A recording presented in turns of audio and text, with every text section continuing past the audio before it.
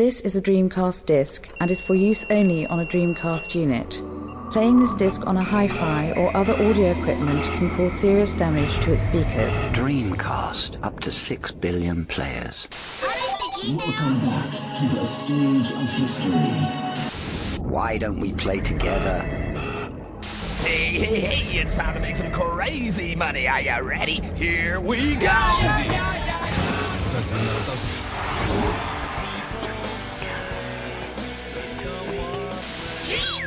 Please stop this disc now.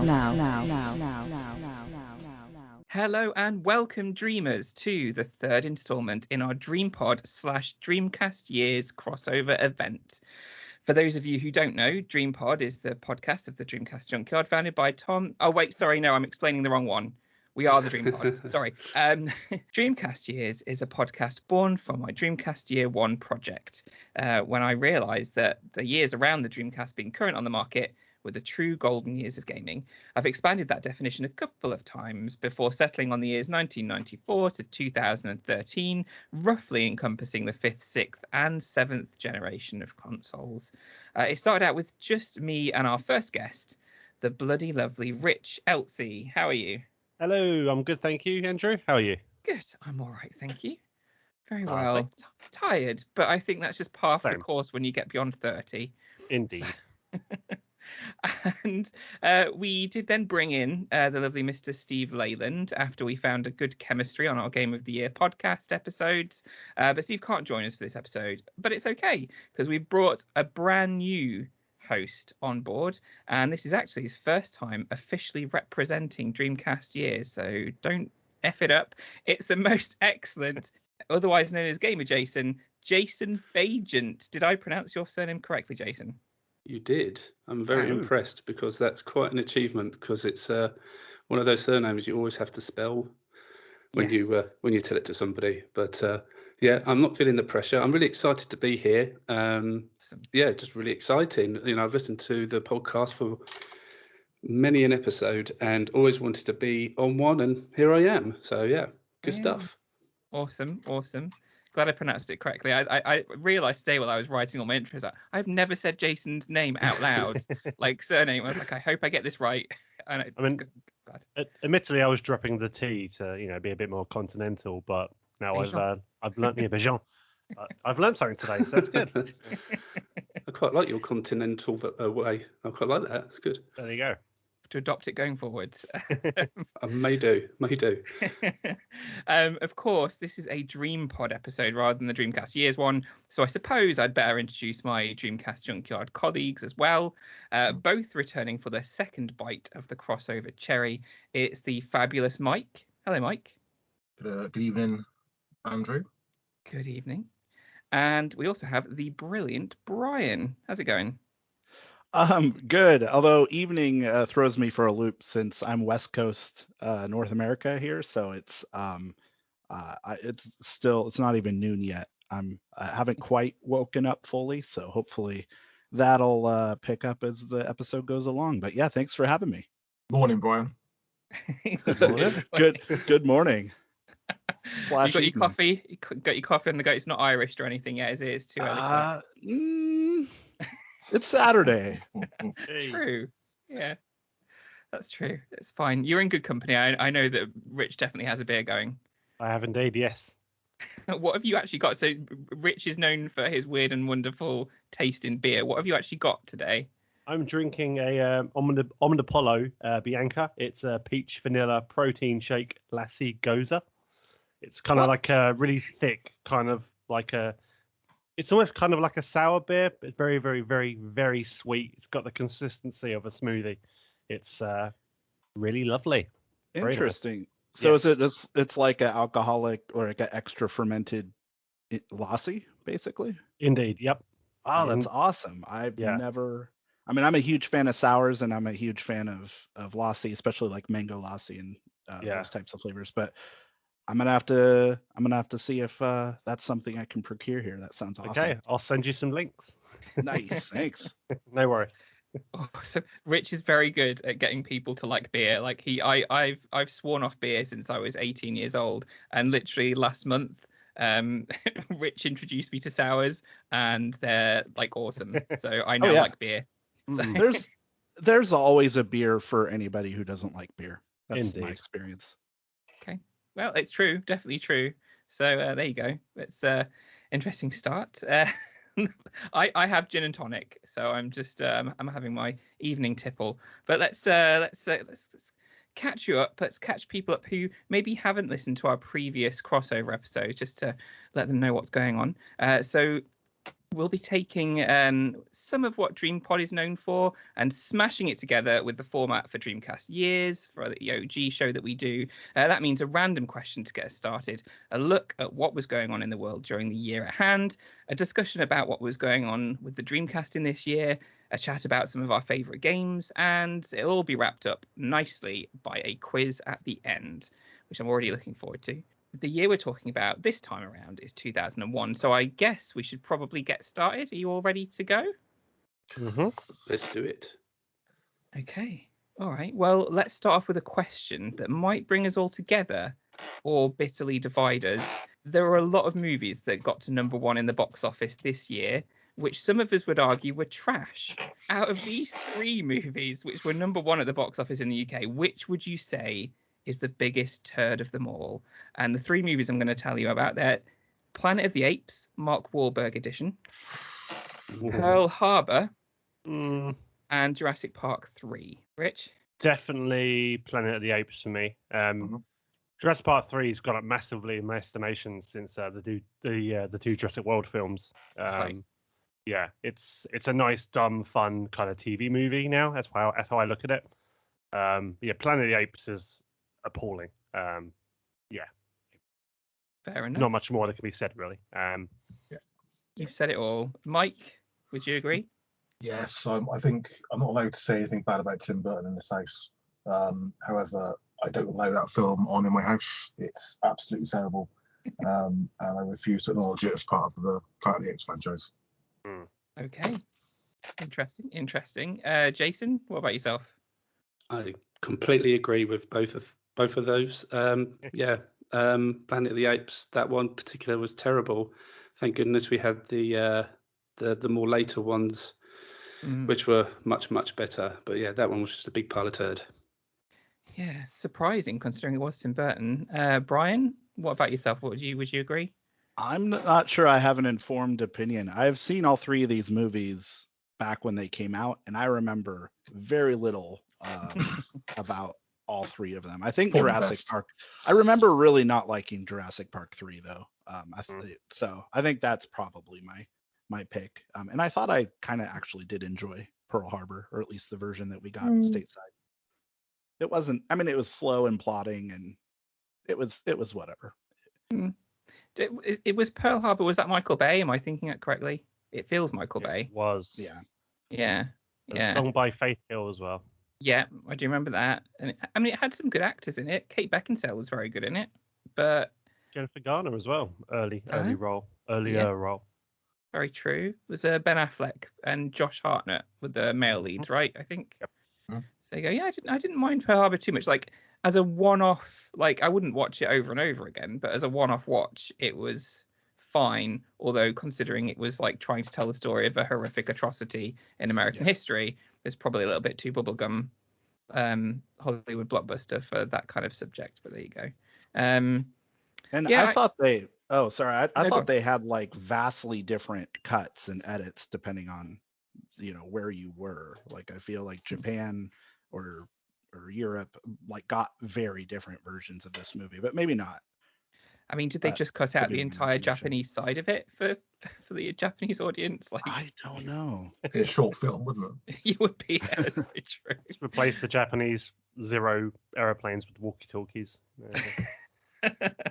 The Steven Spielberg cut. Yeah. The South Park edit. I love it.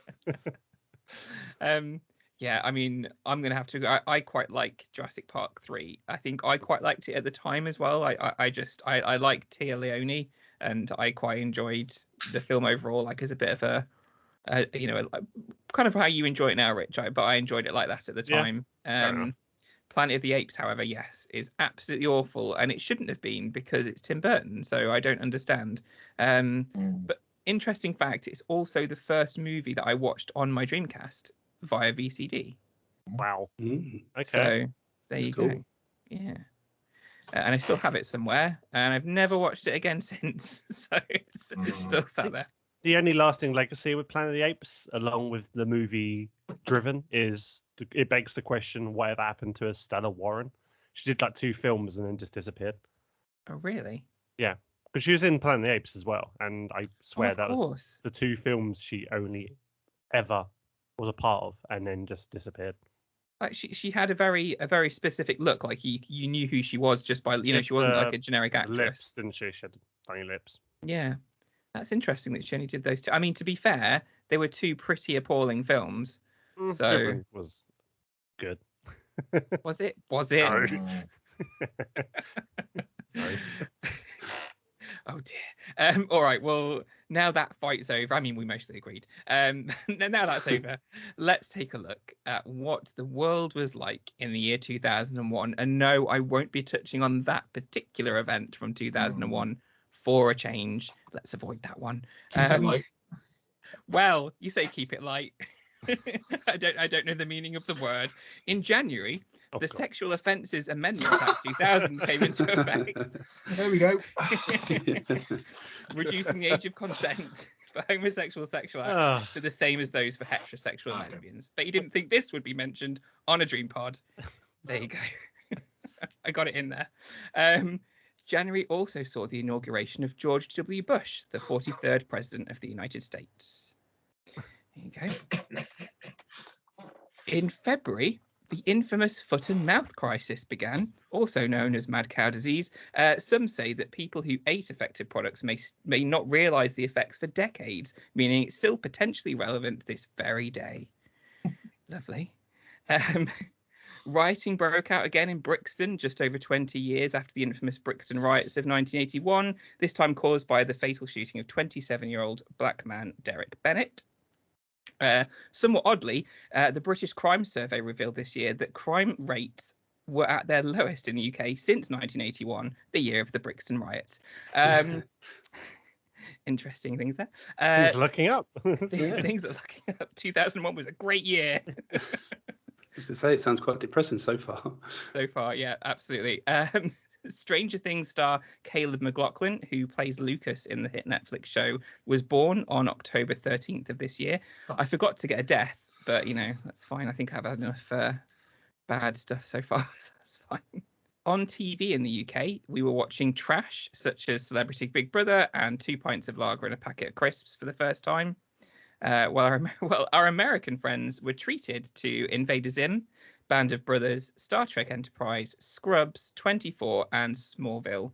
It's a little bit of it's a bit of a disparity there in the TV shows that we had, unfortunately. Mm-hmm. Apart from the movies mentioned earlier, we also saw films like The Lord of the Rings, Fellowship of the Ring, Moulin Rouge, Hannibal, and Artificial Intelligence come to the big screen here in the UK. And so usually on Dreamcast Years, I'll go through the top 10 singles for the UK of the year, but for our crossovers, I've been doing albums.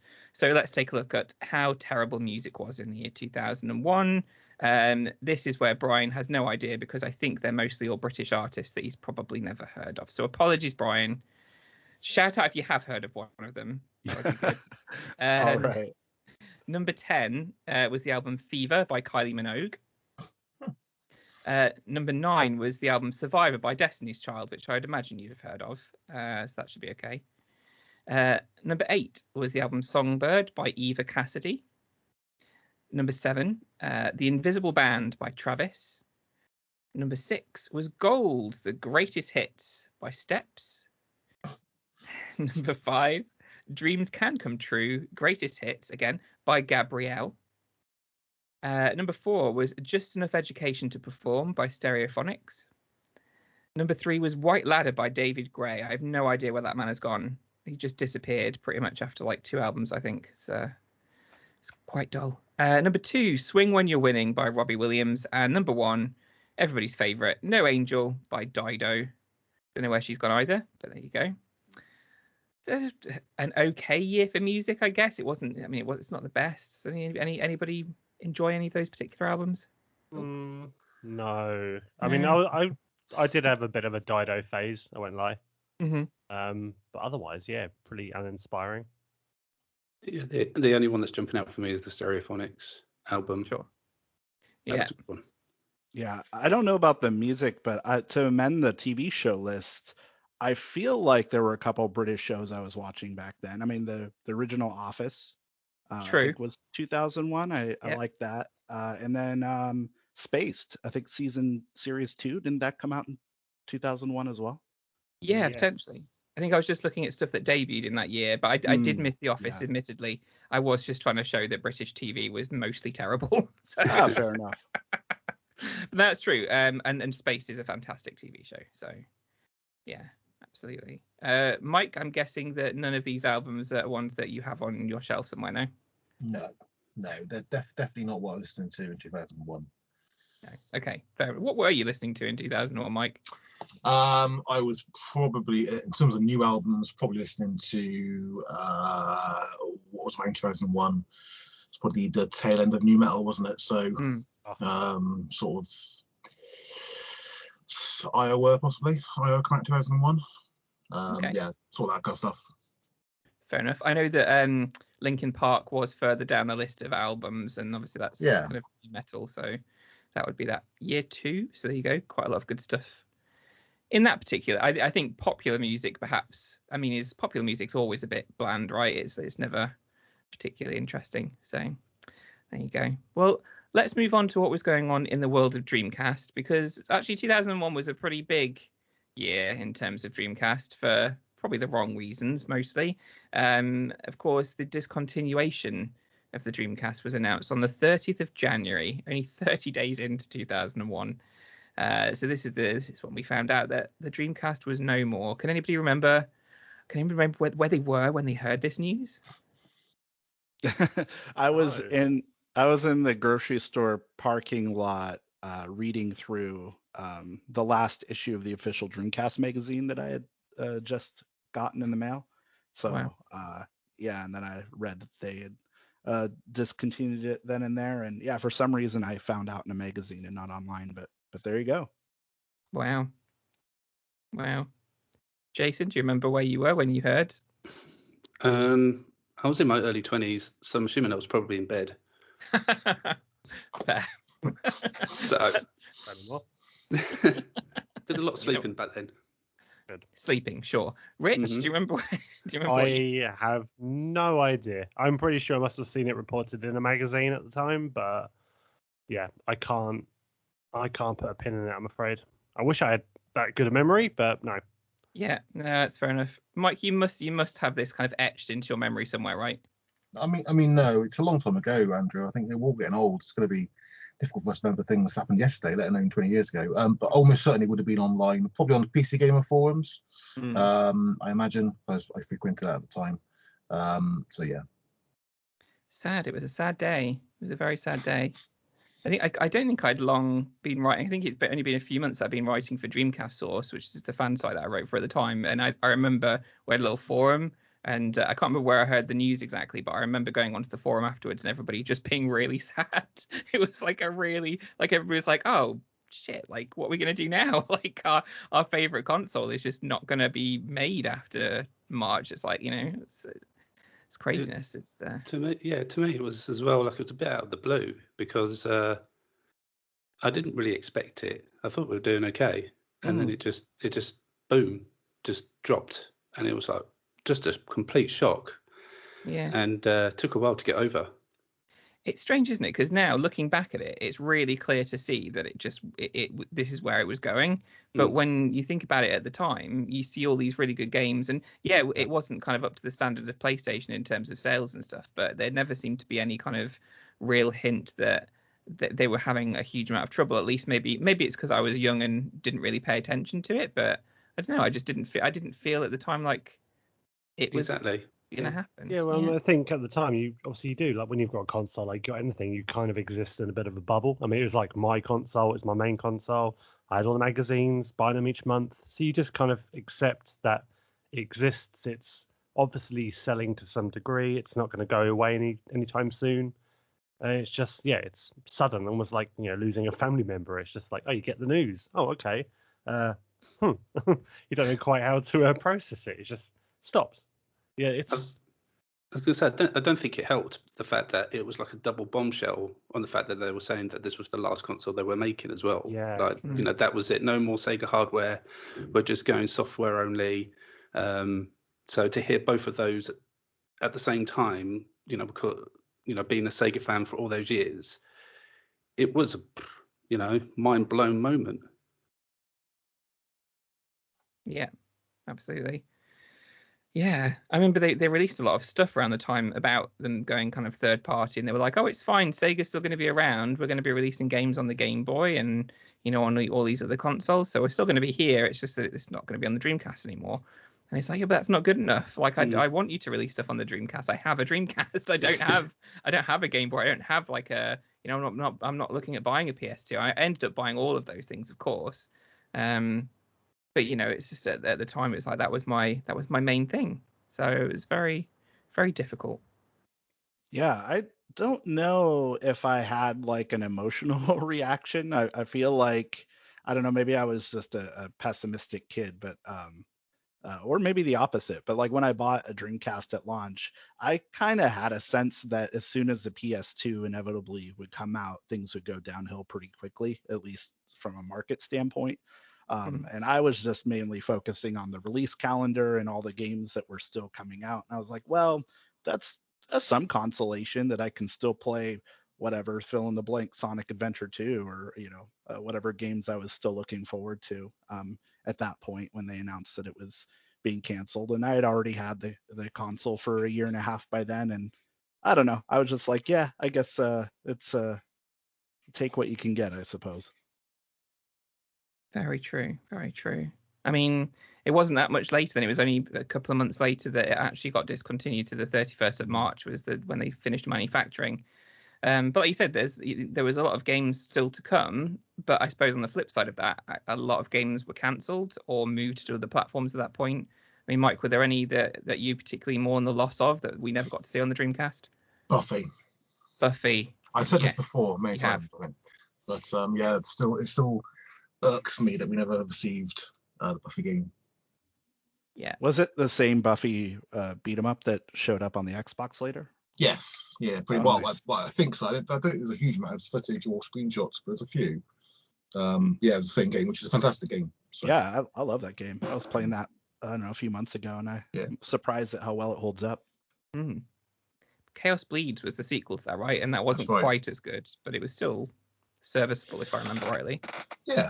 Yeah, the sequel was cross-platform, wasn't it, as well? Yes, that's right. And there's a multiplayer mode as well, sort of an arena mode, if I remember rightly. Yeah, I think so. Yeah, you got to play as, like, because you just played as Buffy in the first one, right? But I think you got to play as other Scooby Gang members. So that's right. Yeah, that's pretty good. But yeah, there was stuff like, so I mean, we were promised, or we thought we were going to get things like, I don't know if this was revealed at the time. I think Black and White was a game that was known to be coming. And we know now that Grand Theft Auto 3 was in the works in terms of there'd been like talks about having it on the system. But I don't know if that's something, had that been revealed to everybody else that was the plan at the time? I can't remember. I think so. So there's all these things that we knew were coming and we never got. There's all these, like, do you remember there was the issue of the official Dreamcast magazine, and on the front it's like 100 new games, and there's like just a ton of, like, they just went around loads of different developers and just looked at these games, and I think something like 20 to 30% of the games in there never came out. I think just like a ridiculous amount of. I think the two standouts for me, games we never got that I really wanted, was Colin McRae 2 and also Kingpin, Life of Crime. Good. I was kind of gutted about that. Yeah, Kingpin would be great. I hope someone has got it on the development kit somewhere, because Kingpin was a great game on PC. Great to play on Dreamcast. Yeah. Nice.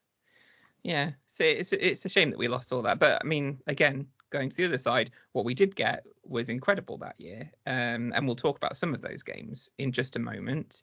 I did want to touch on before we did that though. There was at the end of this year, so at the end of 2001, of course, the Dreamcast had been discontinued, and they started to try and shift stock. The Dreamcast launched at £199.99. By the end of 2001, which was about 2 years after the Dreamcast launched, you could find a Dreamcast with a game bundled in for £69.99. Jesus. That's how little they'd been reduced to by the end. I think they got further reduced the following year by quite a lot.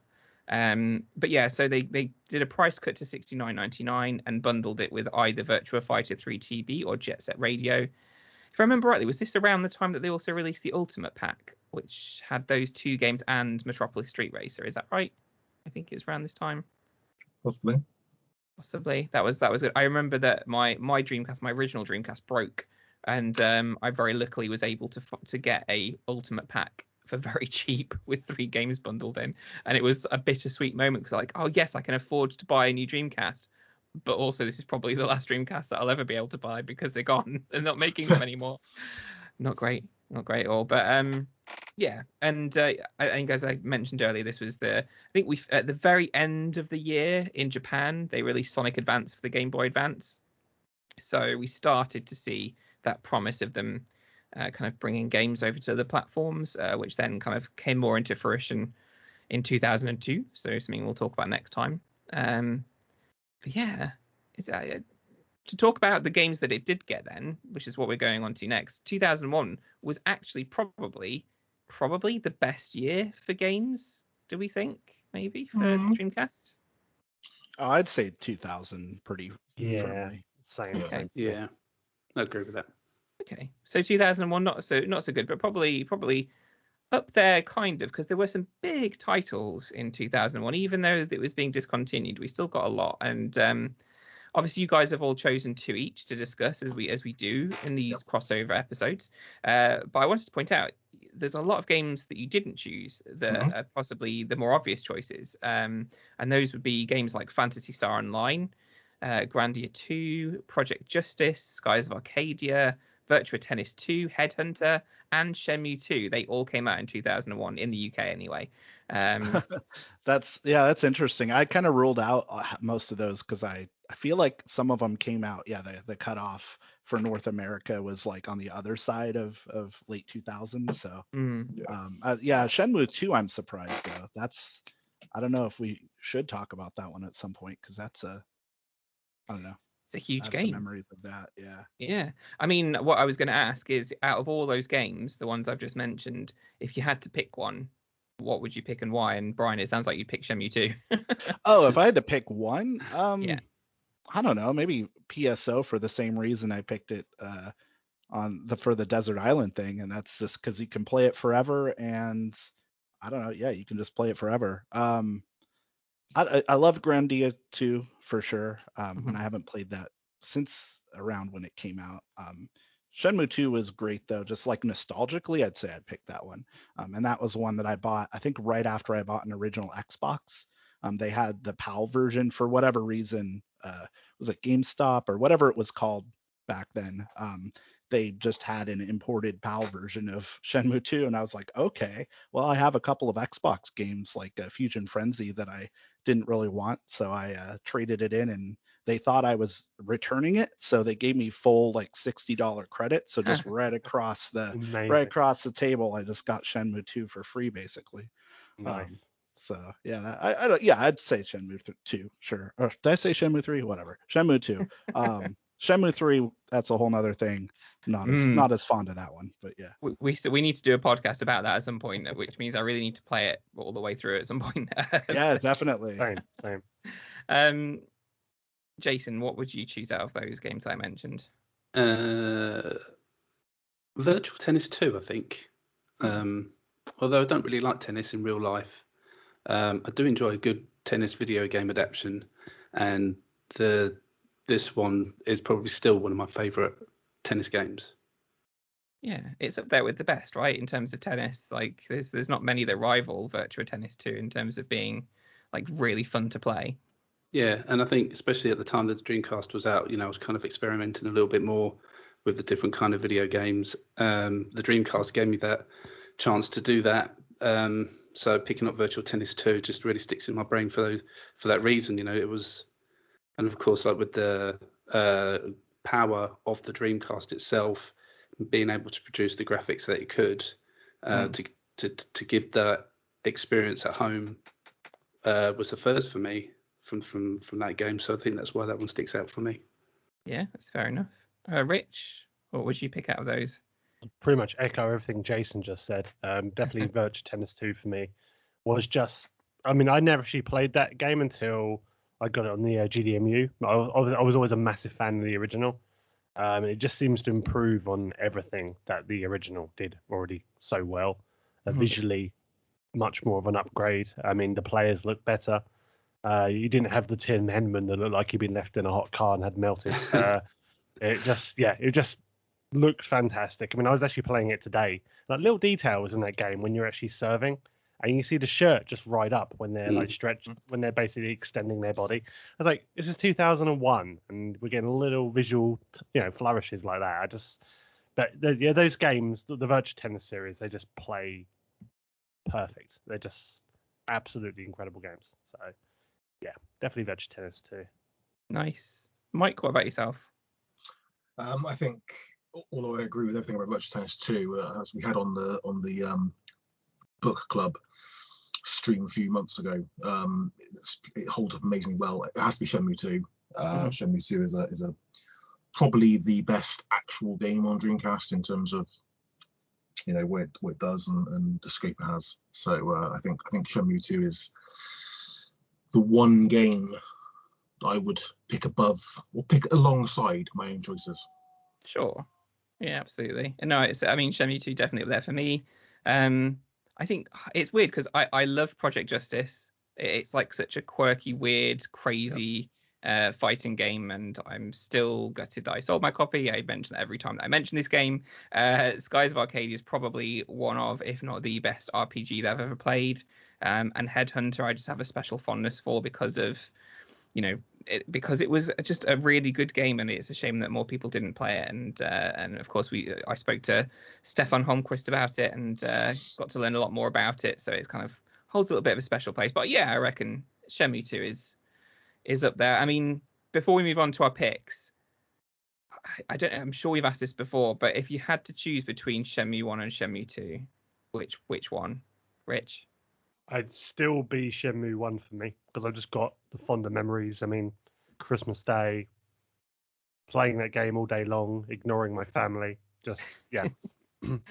I've got way more of an attachment to that. I do like Shenmue 2 a lot. A lot of things it improves upon versus the original. The way you can kind of fast travel, just little quality of life features. But there's something about the story and just the feel, the location of the first game. It hits harder for me. It's still my favorite Shenmue game. Mike, what about you? Yeah, exactly the same.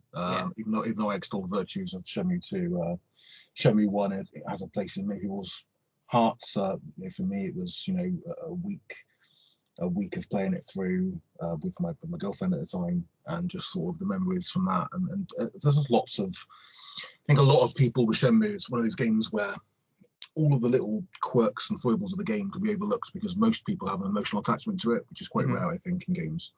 And the first one, it's not as good as Shenmue 2 as an actual game, but it's hard. It's welcoming, isn't it? It's a welcoming, like returning home. Yeah. It's like a comfort blanket, maybe. Yeah. Very true. Brian? I really appreciate the ways that Shenmue 2 expanded the formula, so to speak, and certainly had the breadth of a really involving game. But certainly, as to echo everybody else, I think Shenmue 1 just had a commitment to density in a way that I don't think many games have since. And I absolutely was engrossed in that. At the time, it was probably like the first game that made me forget completely that I was playing a video game. And there's a lot to be said for that, because and also it doesn't seek to entertain us like a typical video game, and I think that's fine. For me personally, it was one of the first virtual experiences, I suppose, that got me thinking maybe games just don't have to be fun all the time. Maybe they can seek to do other more interesting things as well, in addition to instant gratification or sense of progression or whatever else we come to other games for traditionally. So it's just very unique in the way it hits, and yeah, I love it still. Yeah, it's interesting that it then has games within it that kind of show what you're talking about that people traditionally think of in games, right? So you're playing this, what is ostensibly a game, but then you have games within it which show a more, what you expect from a traditional game, which is interesting as a juxtaposition, I suppose. Yeah, I also appreciate that Yu Suzuki he doesn't play video games really, and it's like the kind of creativity, like that's the type of game that can only come from the mindset that's like a little bit forward or outside thinking, and I really appreciate that like approach to game design that isn't so insular in the expectations of what games should be, and it's like, well, what if they did something else? And I don't know, I kind of appreciated that. Yeah, absolutely. Jason, what about you? What would you say is best out of the two Shenmue games? I pretty much agree with everything everyone else has said. Shenmue 1 will always be more special than number 2, just for more memory and emotional connections to it. It being the first one and seeing all those different new mechanics that the game brought you just helps. Just gives you that more fonder memories of Shenmue 1 than it does of 2. Mm-hmm. All the time mechanics and everything else like that. I mean, I never experienced anything like that in a video game before until I played this game. And so therefore, for those particular reasons, yes, Shenmue 2 is the better game, but just more nostalgia and personal memories of the game, Shenmue 1 would be the one. Yeah. I like now that they're forever entwined together as one product, since we've got the 1 and 2 collection. It's they won't be sold separately again, really. I mean, I know you can buy them separately technically on digital stores, but they feel like one product to me. Like the two games just go together so well. I mean, 3 maybe you couldn't say the same thing of, but the first 2 games are just, they feel like they're better together than they are apart. So I appreciate them both probably equally. As much as I agree with you all about Shenmue being probably the best in terms of the feel of it. Yeah, they feel like they belong together. I mean, they do belong together. It's the original game and its sequel. Of course, they belong together. All right, well, let's move on to your choices for the games that you enjoyed from 2001. And as with last time, just to keep things slightly shorter than they would be ordinarily, I'm going to give each of you a main pick, so the game that you really loved from that year, and then an honourable mention, so something you enjoyed, but we're not going to talk about quite as much. And we're going to go down through each of you and do your main pick and your honourable mention, and then move on. So I'm going to start with Rich. Hello. Hello. And what is your main pick for your 2001 Dreamcast game? My main pick is Confidential Mission. Okay. Yes. Tell us a little bit about Confidential Mission. So it's in a way kind of, to me, it's kind of like the forgotten light gun game on the Dreamcast. I mean, the Dreamcast was kind of looked at as the last console to really have light gun games. It kind of, gave them a platform. And everyone kind of obviously thinks about House of the Dead 2, and obviously in some territories you actually could play Virtua Cop as well in the Dreamcast. But I never always hear enough people give love to Confidential Mission. I don't know if it actually does kind of exist in the Virtua Cop like universe, because it does play very, very, very much like a Virtua Cop game. But the twist with this is that it's essentially like a James Bond kind of ripoff. I mean, even the plot, it very much echoes GoldenEye in that you've got to stop a madman who has access to a satellite that you can use to basically just destroy entire countries at will. It's very, very GoldenEye. You've got the choice between like a male and a female secret agent. But other than that, it's your typical kind of light gun affair. Just blasting lots of bad guys, saving hostages.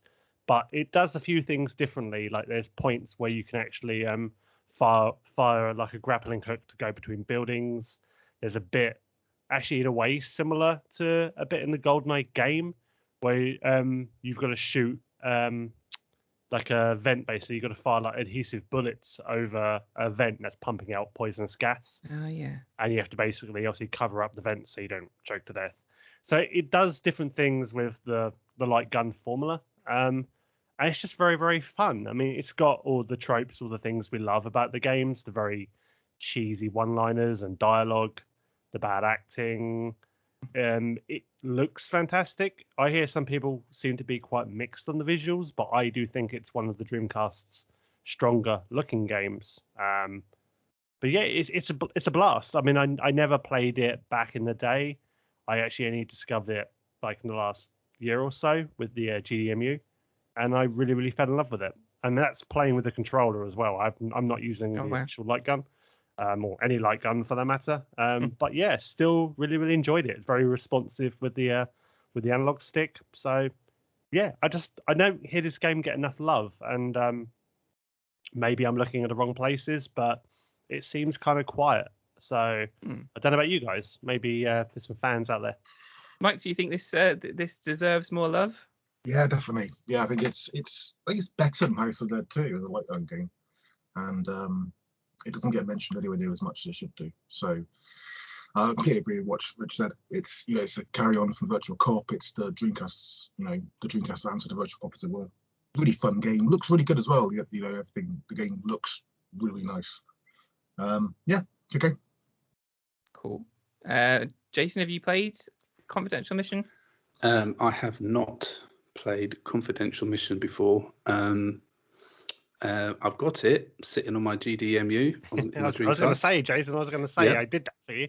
Yep, it's sitting on there. But I think because I knew it was a light gun game, I kind of got put off because obviously I didn't have the gun. But now that I've heard Rich say how responsive it was with the analog stick, I'm much more positive in actually giving it a go this time now for that reason. So yeah, I might have a go at that tomorrow and see what I think. Yeah, definitely. I want to go back to it now. I have a light gun again, so I might have to. I don't know if I actually own the game anymore though, so that might stop me. Brian, what about yourself? Are you a Confidential Mission lover? I wouldn't say that. I mean, I played through it a couple of times like 10 years ago, and it was one of those games that I was like, oh, this is fun. I want to spend more time with it and get into it like I did with Virtua Cop 2 is probably my favorite light gun game of all time, but certainly House of the Dead 2 and Time Crisis games. But yeah, never returned to it, and I don't know. This is a nice kind of refresher. I feel like I should make a point to play it again soon because I did like it, that's for sure. But yeah, my memories of it are too fuzzy to speak to it specifically. Fair enough. One thing that I didn't mention before, and this is something that we do in Dreamcast Years, and I'm sure we've done this each time when we've done the crossover as well, is that we do have to rank the games that we talk about. So it's we have to go through them and we have to decide whether it's a game changer, just a game, or a bit shit. So with Confidential Mission then, Rich, where would you put this? I mean, it's still my pick, but it's going to be a game. Yeah. Okay. Yeah, it can't really say more than that. I'd like to, but I've got to be realistic. Yeah. Jason? Yeah, game. It sounds great. Great visuals, but it doesn't sound like it did anything new. Fair. Mike? Yeah, can't disagree with any of that. I don't think. Great game, but doesn't do anything massively different. No. Fair enough. And Brian? I guess game. Yeah. I mean, I guess there. if unfortunately, maybe the fact that it is, we do think of it in the community as like kind of the forgotten light gun game may just be indicative of that. Yeah, very true. So a game it is. And Rich, let's move on to your honourable mention. So just something to chat about briefly. What's your honourable mention? Okay. My honourable mention is Sports Jam. Nice. Yeah, it's an interesting game. So yeah, Sports Jam is basically like a little compilation of different team-based sports. So it's kind of like track and field in a way, but it's very, very, very condensed, and it's kind of like a mini game kind of compilation, really. So you've got like your baseball event, and that's like a home run derby contest. You've got basketball, which is like a 3-point shootout. Tennis is purely about hitting targets on the other side of the court. Golf is like closest to the hole, I believe. I haven't really played the golf one much, but it kind of looks really good. I think so personally. It's very, very, very cheesy. It's very kind of Sega. There's some really creepy game show host guy that kind of yells at you while you're playing, telling you that you're not doing well enough. It's an odd one. It was born in the arcade, and it's one of those Dreamcast games that got ported, didn't really have enough filler to make it a long-lasting package for the home. It's very much you'll play it for a weekend, probably forget about it, other than the odd occasion you might have some friends around from the pub late one night. It's a weird game. I've enjoyed it. I mean, I could easily have picked one of the I could have picked Virtua Tennis 2 for this, but Sports Jam just kind of edged it out for me as a bit of a guilty pleasure, and I just do appreciate the variety that it has. It's a weird one, but like with Confidential Mission, I actually only discovered it in the past year. Never played it originally, but I had a great deal of fun with it. It's a funny old game. Awesome. I've never played this. Who here has? I mean, Mike, you've played everything, so I'm going to assume you played this, right? Oh, I love Sports Jam. Yeah, it's I found it. I think it was the first ever game I downloaded for Dreamcast back in 2009, 2010 when I started getting back in Dreamcast again. And I had a sort of a burnt copy in my own cover for years. But yeah, I absolutely love the game. It fits perfectly into my love of old school track and field type games. And that sort of mini game compilation, Fusion Frenzy type game. So it's really good fun. And as Rich, the graphics are amazing. The golf ones especially. Look at what we got. If we had a golf game that looked like that on Dreamcast, it'd be a fantastic game. Yeah. Really, really good, really fun game. But completely that doesn't have the modes in it to make it a game which lasts more than a couple of playthroughs every couple of months, unfortunately. Fair enough. Brian, have you played Sports Jam? This is one game that I have not played. No. Yeah, okay. Jason, what about you? Yeah, same. And Rich is going to say why, because it's sitting on your GDMU as well. But my excuse is that when I turn my Dreamcast on, I get too distracted by playing Crazy Taxi and 18-Wheeler. And I really need to stop doing that and experience more of these more unique games because Sports Jam does sound a lot of fun. And it's a shame it never got released in the UK, did it? So it would have probably been great to have experienced it when it first came around, which is probably why I haven't played it now, because I think I see it and I go, well, I don't really know what that is, I'll just play what I know kind of thing. But probably need to get out of that mentality a little bit. That's the best stuff, Jason. I mean, that's the reason I put Tokyo Bus Guide on your GDM. So you have to look for the weird games. Yeah, that's the best stuff. Discovery all the way. Exactly. Fair. All right. Well, I think I know where this is going. What are we pegging Sports Jam at? Rich? Still a game. Still a game. Yeah. Mike? Yeah, game. Game. Brian? I don't have a opinion. So just default to game then, I guess. Yeah. Sure. If that's the default answer, I'll go with that. Yeah. Jason? Yeah, default into game. Sure. Yeah. Okay.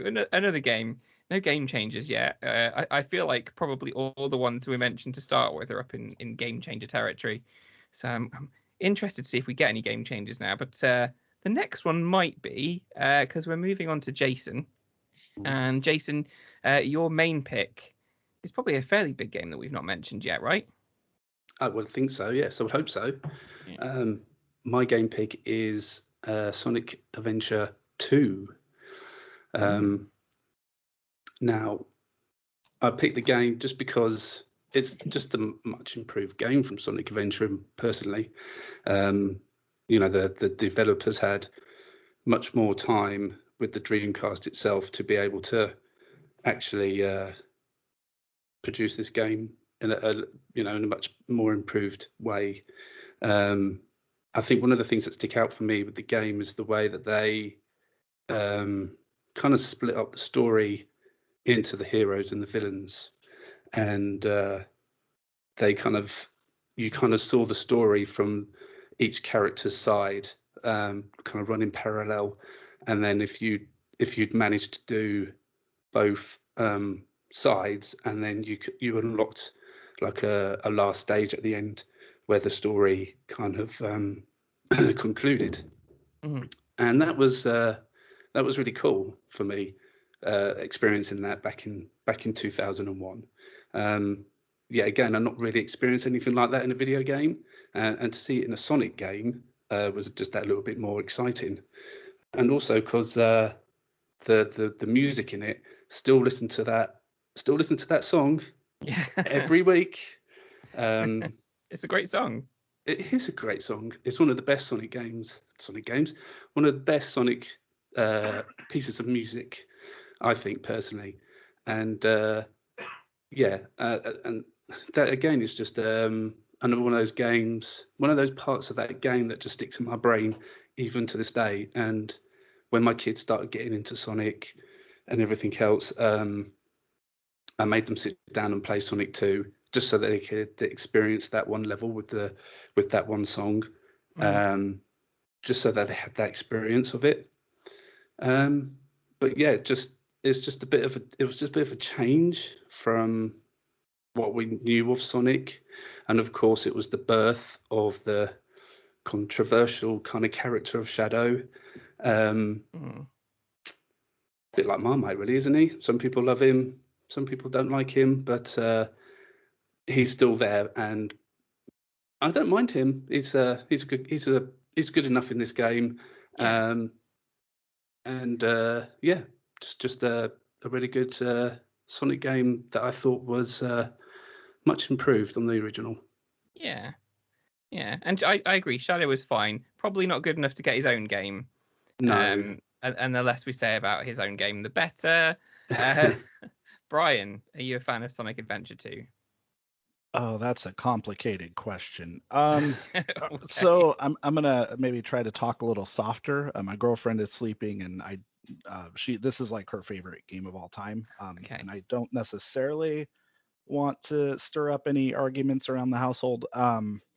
But I don't know. I mean, I feel like when I played the demo of the City Escape level in PSO, that this kind of came with that.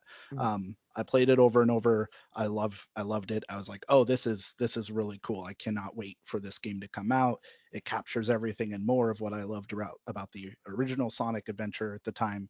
I went into detail about how that opinion has fluctuated over the years in the 99 episode, but when Sonic Adventure 2 did come out, I don't know, there was just something about most of the level designs that I felt that fell flat for me, in a way that I wasn't compelled to replay them in the same way I was with some of the Sonic stages in the original Sonic Adventure. And I did like the adventure stages. I thought that was like one of the most charming aspects of the original game, was having, all the drama over the subway strike, or, the honeymoon couple that like becomes a menage a trois, and like all this random shit that's happening in the universe. I love that flavor text. I thought that was like part of the charm, that if you're going to set Sonic the Hedgehog in an Earth-like world, might as well have some ridiculous antics that the NPCs will get into. But yeah, otherwise, I don't know. I think the Chow Garden is the main thing that I would continue to enjoy most about Sonic Adventure 2. It is by and far the most improved aspect of the game, in my opinion.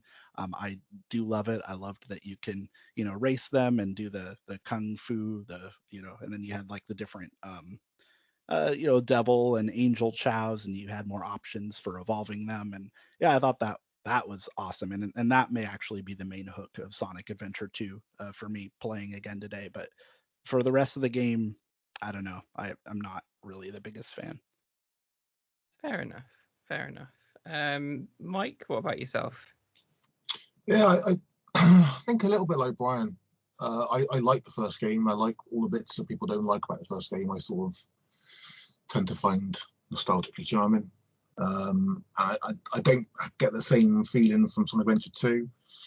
However, I think it's still the game. It's got some great little bits in it. The graphics and the gameplay is really good fun. I just think that maybe it doesn't have the heart of the first one. And the nostalgia factor is not quite as high with it. So never sticks in my mind quite so much as the first one. But it's a decent game. It's I think at that point my gaming tastes had changed so significantly that Sonic Adventure 2 didn't really impress me. I was 20 I think when the game came out. And it wasn't really the sort of game I was into. So maybe that's another reason as well. It just doesn't have that same sticking in my mind. But as a game, it's a good game. That I've replayed it in the last couple of years. I completed it a few years ago. And it's a decent game, but doesn't have that same effect on me. Fair enough. Yeah, I can see that. Rich, what are your thoughts on this one? Very much word for word what Mike just said, really. I see the way in which Sonic 2 improved on the first game on the technical level. I mean, I think it did refine some of the issues that were present in the first game. I think some of the worlds felt a bit smaller, controls. I think the camera felt a little bit tighter. It wasn't quite so messy and erratic as the first game, but it didn't resonate with me like the first game did. Because the first game was launch. I picked it up at launch with the console. I have just way more fonder memories of the first. It sticks in my mind a lot more. But I can see why people would prefer Adventure 2 more. But yeah, I don't necessarily have that same opinion. I'm very much emotionally driven person, and I'll happily choose an inferior game if it resonates with me more. Yep. So yeah, not the fondest memories of 2, but yeah, it's still a good game. Yeah, absolutely. I think I commit. I've never been like a Sonic fan, and I've said many times before, not that I don't like Sonic, it's just that I didn't grow up with Sonic. I grew up with Mario. So I was like Mario, and then went on to Sony, and then it wasn't until the Dreamcast that I actually got to play a Sonic game properly. So I don't know. I think that Sonic Adventure never really captured me very much. I saw it as a good game for what it was, but I was like, yeah, okay. But I actually found, and I really enjoyed Sonic Adventure 2. I liked the different characters and their different stages, some more than others. And I loved the Sonic stages, of course, and the music and how it looked graphically. So yeah, I don't have the same nostalgia for the first Sonic Adventure or any of the previous Sonic games. So I guess that I see Sonic Adventure 2 as being one of the better 3D Sonic games. Anyway, now I've become a bit more of a Sonic lover as the years have gone by. But at the time, yeah, Sonic Adventure 2 is what I enjoyed, and I still see that as one of the better or best Sonic 3D games, I think. The story in the game is just bonkers, which I think is just one of the other things I love about it. It's just so out there. Amazing. Yeah, not quite as bonkers as 2006 Sonic. No. But, no, don't bring that one up. Sorry, Come on, you can't. Yeah. I know, sorry. Apologies. All right, where are we going to place this one then? Jason, is this a game changer for you, or is it just a game? I think it's just a game. Okay. I have a feeling this is where we're going to go for everybody else, but Mike, what would you say? Yeah, game, definitely game for me.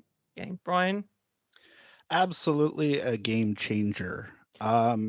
Here's the thing. This is for all my personally mixed opinions on this. This is the game that introduced an entire generation of Sonic fans to the franchise that still, for some reason, that or for better or worse, that fandom is still very strong today. I think we, having grown up and been nostalgic or those of us who are nostalgic for the original Genesis ones, were a little dismayed that, the shift to 3D wasn't as seamless as we would have hoped for the franchise. But honestly, I think Sonic Adventure 2 really did influence a generation of fandom that it continues to have a impact on. Not to mention, Sonic Adventure 2 Battle for the GameCube is still the best-selling non-Nintendo GameCube company. It's the best-selling third-party GameCube game. So I mean that's worth something as well. That's pretty interesting. So it's absolutely a game changer in my opinion. Yeah. And you're sure your partner isn't stood with a gun to your head right now because it's a favorite game? I don't know. No, I don't see one. I don't see one. Good. That's good. You need to be impartial here. We can't have people holding guns to people's heads. Rich, game changer or game? It's very compelling what Brian said, but I'm still going to go for a game. I think it's, I see the points he's made, absolutely. But those same fans also discover deviant art, so I'm going to keep it very much in the realm of a game, I think. But is that not in itself a game that was changed? I guess. Oh dear. Because this is probably my favorite 3D Sonic game, I'm going to have to call it a game changer as well. So I'm there with Brian, absolutely. However, we are a democracy. It's 3 against 2. It is a game. So that's how it's going to go down. There you go. Another game. But next up, Jason, your honorable mention, one that we're going to clip through, talk about very quickly, is what is it? What is your honorable mention? My honorable mention was a fight between me and Rich, but I won with choices, and it's Soldier of Fortune. Okay, interesting choice. What is it about this that you really enjoy? It's I just quite liked I don't know if it sounds a bit bad, but just the way that it handled the gore. It had the special kind of feature in it where, you know, the AI character would respond in certain ways to where you shot them, which was really cool. You know, like I played a bit of it today, and like obviously if you shot him in the leg, then he would just be hopping around like you would, I guess, if you've been shot in the leg. And obviously, I think the first kill that I did in this game was quite up close with my shotgun, and then all his intestines just came out. And I was like, okay, I remember this game being quite gory and violent, but I couldn't remember it being that detailed. But I think that was one of the things that kind of really stuck out for me. But also playing it today, it reminded me of something that I'd forgotten about it, and that's the control system of the game.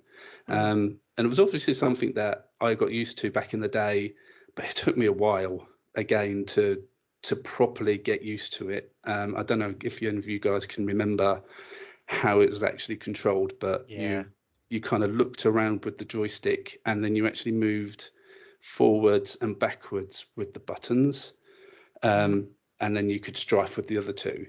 And boy, that took me a while to get used to that. Yeah, I can't argue that at all. I mean, I kind of started this game on the PC and only actually played the Dreamcast version in the last year, and it was quite an adjustment. But once you got used to it, it was fine. Yeah. But it was just the randomness of that control system, and the fact that jump was defaulted to left on the control pad, on the D-pad. Yeah. That was weird. Yeah. Just the randomness of where the controls were on the control pad just kind of throws you a little bit. But I'm not here to be negative about my honorable mention.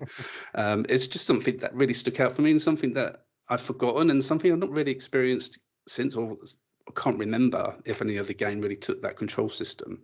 But apart from that, just Soldier of Fortune in itself, I think it was just a fun shoot 'em up that had some new ways of being gory, I guess. And it was made by Raven Software, which also made Star Trek Voyager, Elite Force.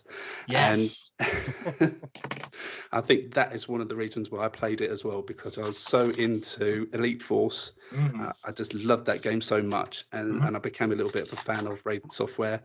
So that was the reason why. So You've got a friend for life in Mike now. And even better, it's coming to good old games this week, apparently. Oh, wow. Elite Force and Elite Force 2, yeah. That's interesting to know. Yeah. I like those games too. And I'm exactly the same as you, Jason. I love Soldier of Fortune because of the gore. I hadn't seen anything like it before. It was great. Mike, could you play this game with a keyboard and mouse on Dreamcast? Yes, you can. There you go. So there you go. That's interesting. That might be a better way of playing it because definitely. Yeah. Mike, are you a fan of Soldier of Fortune? So even though I agree with Jason for everything he said about Star Trek Voyager, Elite Force and Raven, I go back to a game we mentioned already on this podcast, Kingpin. There was a couple of games came out on PC at the same time which went for this ultra-violent sort of theme, and Kingpin was just so much better as a game. Soldier of Fortune had some slightly dodgy links to NOA-funded organizations as well. Always turned me off a little bit. It was a very Republican game, yeah. But it's an okay game. It's the targeting system. I think it's the Ghoul targeting system. It's called. That was really cool. How you could shoot off different parts of the body. It was all right on the PC. It was one of those games where everyone sort of played a demo on the PC. Sort of, it was just quite good fun. And then no one really played that much of the main game, from what I remember. It wasn't really a big sort of game after everyone sort of experienced the ultra-violence. On the Dreamcast, it just feels a little bit jerky, a little bit not quite right. It doesn't have the fluidity of Unreal Tournament or Quake 3. And to me, it just feels a little bit. It doesn't really feel like a good fit for a Dreamcast, if I'm honest with you. Does it suffer the same kind of problems as things like Half-Life, where the loading times are really bad for it? Is that? Oh, they are shocking. Yeah. Yeah, when the best one I played it earlier. I mean, they're very much going for like a cinematic kind of feel to the game. Like when you play it, and like the credits are coming up while the characters are talking and trying to set up what you're going to be doing. So, and like all the logos come up of the developers who created the game. So that they're very much going for that cinematic thing. And then all of a sudden, a loading page just comes up for a while, and it just breaks that completely. Just takes you completely out of what they're trying to give you. But that's just part of the time, I guess. True. Brian, is this one you've played? I played through the first few levels of it years ago and remember very little. So it is one that I am interested in going back to, but I feel like if I did, I would play it maybe on PC. I will say that the control scheme with the controller and where you, I believe, I think it was the triggers that strafe. I am infinitely fascinated by that period of time, but basically before Halo and for the games that really popularized the dual stick formula. I'm really interested in seeing how games evolve to try to mimic or try to make just a basic locomotion work in a first person game. And so I think it's a fascinating case study, at least in that, along with a lot of other similar games at the time. But that is cool to know that it supports the keyboard and mouse for Dreamcast as well. I did not know that, and maybe I'll try it that way as well. Absolutely. Rich, coming to you for your thoughts, and also, do you think this is a game or a game changer? Yeah, I mean, I love this game. When I first played it on the PC, and playing it on the Dreamcast was a blast. Issues aside, it's a bit jerky, and the loading times are brutal, but I love this game at the time. I still enjoy it now. It came at a time, I think, where there were that select few games that were just quite genuinely shocking in terms of their content. So for me at the time, being an impressionable, late teens, early 20s, I was just in my element. I remember seeing some guy pissing up a wall and just blowing both his legs clean off with a shotgun. I was like, yes, I'm just in my happy place. Fantastic game, really, really loved it. For me personally, game changer, because I just love that sheer amount of gore and carnage. And the shotgun in it is just devastating. Like the actual sound, especially if you've got headphones, it just it's overwhelming how loud that thing is. It's just a violent little masterpiece, I think, personally. So cool. Jason, would you say game or game changer? Yeah, I mean, like it said, the game's a little bit rough around the edges, but it was a lot of fun. Like you say, sometimes when you shot someone's arm off, you actually just stopped for a couple of seconds, just go, oh shit, I actually did that, and it's quite. But yeah, but I don't know if it's hard for me. I kind of want to say game changer as well, just because maybe developers maybe looked upon this game and enhanced on it in their games, that they could see where they could go with video games, and they maybe have used this one as the example to bring the features to their games. Yeah. So I think I'm going to go game changer too. Okay. All right. I've got a feeling it's going to take a turn now. Mike. Whatever makes you think that. It's our respect for Raven, and for the fact that yes, it probably did have an impact on games in terms of targeting systems. It was a massive thing made. I will go with game, but as an actual game itself, I would be hard pressed to put it above. It's a bit shit, unfortunately. On the Dreamcast, at least. The PC version was average, was all right. I think my love for Kingpin has made me overlook the game maybe a little bit, because I can't overemphasize how much I loved Kingpin when it came out. And I released all my pent up frustration and anger as a young male in that game, I think, rather than Soldier of Fortune, which always turned me off with its slightly dodgy politics. Okay. All right. Well, so we're going with game overall, but with leanings towards shit, basically. Yes. Fair enough. Brian, where would you place this? Again, I don't really have an informed opinion of the original on Dreamcast, but I'm looking up the sequels, and apparently, is it Payback that came out in the mid 2000s? Apparently, it has ragdoll physics, and that, for me personally, in any first-person shooter, just of that era, just makes that an instant game changer. So even if the original is just a game, I don't know. I'll try Payback, maybe that, or Soldier of Fortune 2, Double Helix. Maybe one of those might be a game changer. I don't know. Okay, yeah. So 2 game changers, 2 games, one leaning slightly towards shit. I mean, I appreciate what it did in terms of the gore and in terms of the targeting and the that kind of those mechanics. But yeah, I think especially on the Dreamcast, game is all I can give it, because it just didn't push the boundaries quite enough for me to call it a game changer on the Dreamcast. So so close. But yeah, again, we have another game. So let's move on. We're on to Mike's choice.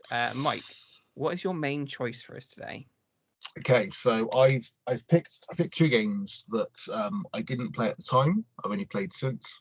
But both games that I played that are the first choice, rather than me talking about both games at the same time, the first choice is a game which I picked up again in that sort of era when I was picking up games from the internet to play on Dreamcast I hadn't played before, which actually introduced me to an entire genre. So Zero Gunner 2 is my pick.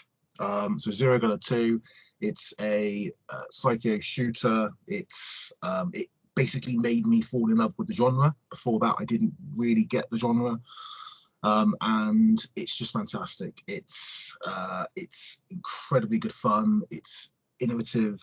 It has so the concept is obviously you pilot a helicopter. The backstory has absolutely no relevance at all, as with all shooting games.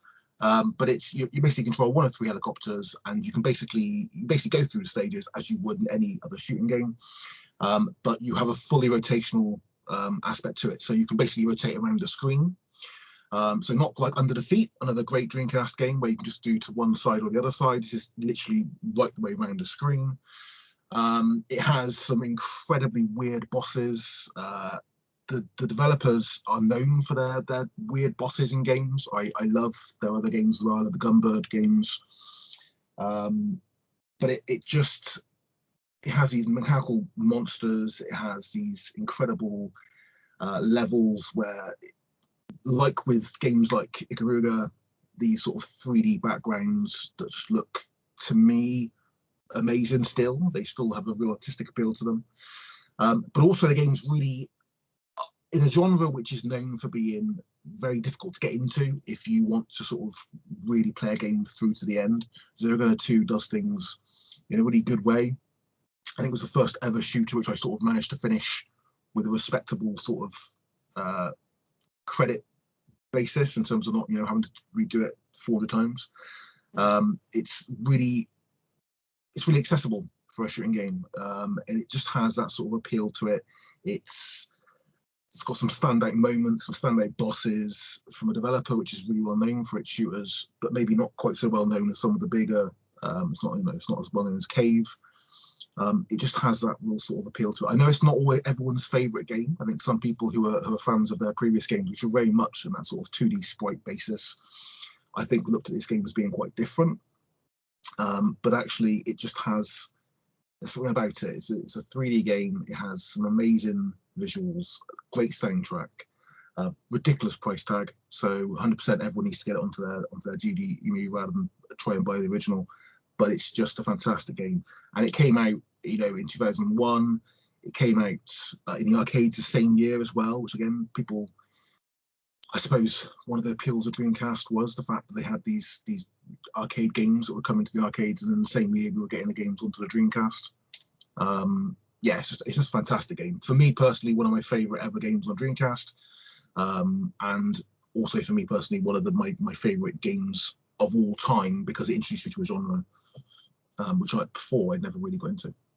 Wow. High praise indeed. High praise. Let's find out if anybody else has played it. Brian, have you played Zero Gunner 2? I have, yeah. I think when I first got my GDEMU, this was one that I had queued up pretty quickly, as Mike alluded. That's very handy for that. Nice. Otherwise, yeah, I think it's an awesome game. I do like shmups. I'm not the best at them, but this is a game that I felt was like fairly manageable. It wasn't quite bullet hell. I mean, it had its moments, but there was something about the extra freedom of being able to just strafe around the environment, and you were as maneuverable as the enemies that were coming at you from all directions. And there was just something really cathartic about just being able to strafe around the screen and blowing everything to hell. So yeah, I honestly think it's a really enjoyable one of those as far as shmups go. Yeah, it's really good. Nice. Rich, have you played Zero Gunner 2? I've actually never played this, but I've already queued up on my GDMU because I've never been the biggest fan of shmups, and I've kind of ran in fear of actual bullet hell games. Never been good at them. I find them kind of overwhelming, and I just think, nah, not for me. But I'm kind of liking how this sounds a bit more on the accessible side. And looking at some screenshots, yeah, it looks cool.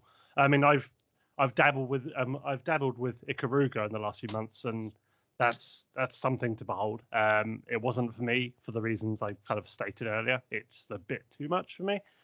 But yeah, I'm gonna give this one a go, and I will report back. Nice. Jason, have you played this, or are you going to be queuing this up for your GDMU as well? Yeah, I'm just about to say I agree with everything that Rich just said. It's a game that I've not played before, but just like Rich said on shmups, I kind of run away from. I've never really been that good at them, just like Rich. But like it's been said with accessibility, I'm actually quite tempted to get this on my GDMU and have a go at it. And I have learned while we were talking that there is actually a version of this game on the Nintendo Switch. Yes. Yeah. Zero Gunner 2 minus. Yeah, it's they had to completely rebuild the game because they lost the original source code. But I think Tom from Junkyard did put a review up a couple of years ago now. It's been out for a while, isn't it? But it's really good. It's really good on the Switch as well. And it's only £6.99. It is, yeah. Oh, wow. Okay. So very good, awesome. I mean, it sounds like I need a GDMU at this point, right? Because I'm just missing out on all these games. Got one going free, Andrew. It's pretty much a necessity. I've got one going spare, so just send me your Dreamcast. I'll sort it out. All right, it'll be in the post shortly. Yeah, I need one, but it sounds like I mean, again, same as Rich, same as Jason. I've just always been put off these kind of games. There are some that I've kind of gotten well with, and they tend to be the more westernized ones that I've played. And this sounds like a decent kind of way in. So I'm definitely, if I do get a GDMU, I would definitely be interested in giving it a go. However, I would imagine, Rich, Jason, would you agree that because we've not played it, this is just a game for us, I suppose? Yeah, I can't rate it any other way, really. So. No, same. Fair enough. Yeah, agreed. Mike, where are you going to put this? A game changer for me, personally, because it changed my approach to a genre, and I still believe it's possibly one of the greatest shmups ever made. Interesting. Brian, would you agree? I mean, it's a very unique take on the genre, that, you know, a lot of shmups don't really play quite the same way. So in that sense, maybe you can make the argument for game changer, but I just think it's a really damn good game, honestly, and I don't think that's a bad thing. No, not at all. It's not a bad thing at all. Okay, so another game it is. Next up, Mike, your honourable mention. What is that? Yeah, it's a very difficult choice between these two, actually. My honourable mention is Cosmic Smash, which came out, I believe, a week after Zero Gunner 2 on Dreamcast. So that was a great week of gaming, I think. Just a fantastic game. It's squash. It's a science fiction squash mixed with Breakout game. It's a bit weird. It's completely stylish, and it's fantastic. And that's why I picked it for. Nice. I remember this one. So I imported this, I think, during the initial time that I had a Dreamcast. I didn't really import many games, but for some reason I imported this, and it came in like a DVD sized case. That's right, if I remember rightly, and it had like a semi-translucent cover to it, and that's right. But I remember playing it and I really enjoyed it. For some reason, I no longer own it. I probably had to sell it to pay bills, but I remember really enjoying it. It's like you said, it's a very Breakout type game, but uber stylish. But it only ever came out in Japan, if I'm thinking correctly. Is that right? Yeah, it did. Yeah, only in Japan. Yeah, but completely playable because there's no real need to know Japanese to play it, right? Exactly. Yeah, it's in the same sort of style as Res, I suppose, in terms of it's one of those games on Dreamcast which went for style. Went for a really stylistic look, really futuristic look. It's got absolutely no language barrier whatsoever. You just literally you can pick up and play. It's never been ported, I don't think, to anything else since either. I'm trying to think whether they've released a version or anything else. It was an arcade game originally. I don't think they've released it on any other platform since, so it's still a Dreamcast exclusive. Rapidly becoming one of the few very, very, very good Dreamcast exclusives left. It's just a really fun game. It's not going to change the world. It's not, a game which has gone down in legend as being a game which has changed how games are viewed. But it's just extremely stylish, extremely fun, extremely playable arcade game, which, it's very odd to describe. I think if you describe to someone that I'm playing a game at current time which is basically squash mixed with Breakout, they probably look at you slightly insane, and they have a right to, because it does sound weird, but it's just fantastic, and it just looks superb. It's again one of those games I picked up from the internet, sort of played on a Dreamcast, had a burnt copy for a couple of years, picked up the original for when it wasn't going for quite as much as it is now, and it's just a really, really good game. Another game which I think is essential for anybody who's got a GDMU. It's one of those games, it's an essential, one of those slightly odd games like Tokyo Bus Guide that people should just download and experience, because it's the best of the Dreamcast, really, because it's just so weird and so different. Anybody played this on their GDMU, or did they get it originally? Rich, is this one you played? I've got it on the GDMU and I've still not played it, and I'm going to go play it tonight because it does look fantastic. I love the style of it. I like simple games like that. Looks like it has a kind of a a feeling of like if Rez met Virtua Tennis. So I'm Yes. kind of there for it. Perfect. Lovely. Cool. Jason? Yeah, no, I've not had much experience with this game. I think just because it was a Japan-only release, it just passed me by completely. But I think the sentence of squash combined with breakouts kind of sold me on it. So I definitely want to check it out. But yeah, I've got not much to say about it, to be honest. Fair enough. Brian, is this one that you've played? Yeah, this is probably maybe the second game I played when I first got my GDMU. As much as I love the concept, I mean, and I love all of the games that it draws influence from, and I love a good tennis game or squash. Yeah, I guess it is squash, isn't it? And Breakout and Rez and Virtua Tennis. I didn't feel like it all came together, and it wasn't at least as compelling for me personally. I'm sure it's a great game, and I can see why people enjoy it, but yeah, it just isn't one that really hooked me for the most part. Although you put that shit in VR and we'll talk. I will play that all day in VR. That is very true. So yeah. Yeah, it's got. I mean, obviously, it's not quite the same, but when I'm thinking about the visual style of it, it kind of reminds me of the visual style of Super Hot, which is very good in VR. So I'm now imagining that and thinking, yeah, that's gonna be great. It has to be better than Space Channel 5 in VR, right? That's one thing. Where are we going to put this then? Is this a game changer, Mike, for you, or is it just a game? No, not a game changer. It's a game. It's just one of those quirky games, like Space Channel 5, I suppose, which gives some life to gives some culture to Dreamcast, some interest to Dreamcast. Yeah. Just a game. Jason, what about you? Yeah, just have to give it a game, just because I haven't played it, unfortunately. But definitely, Mike's put a couple of games my way that I'm definitely going to be checking out very soon. Cool.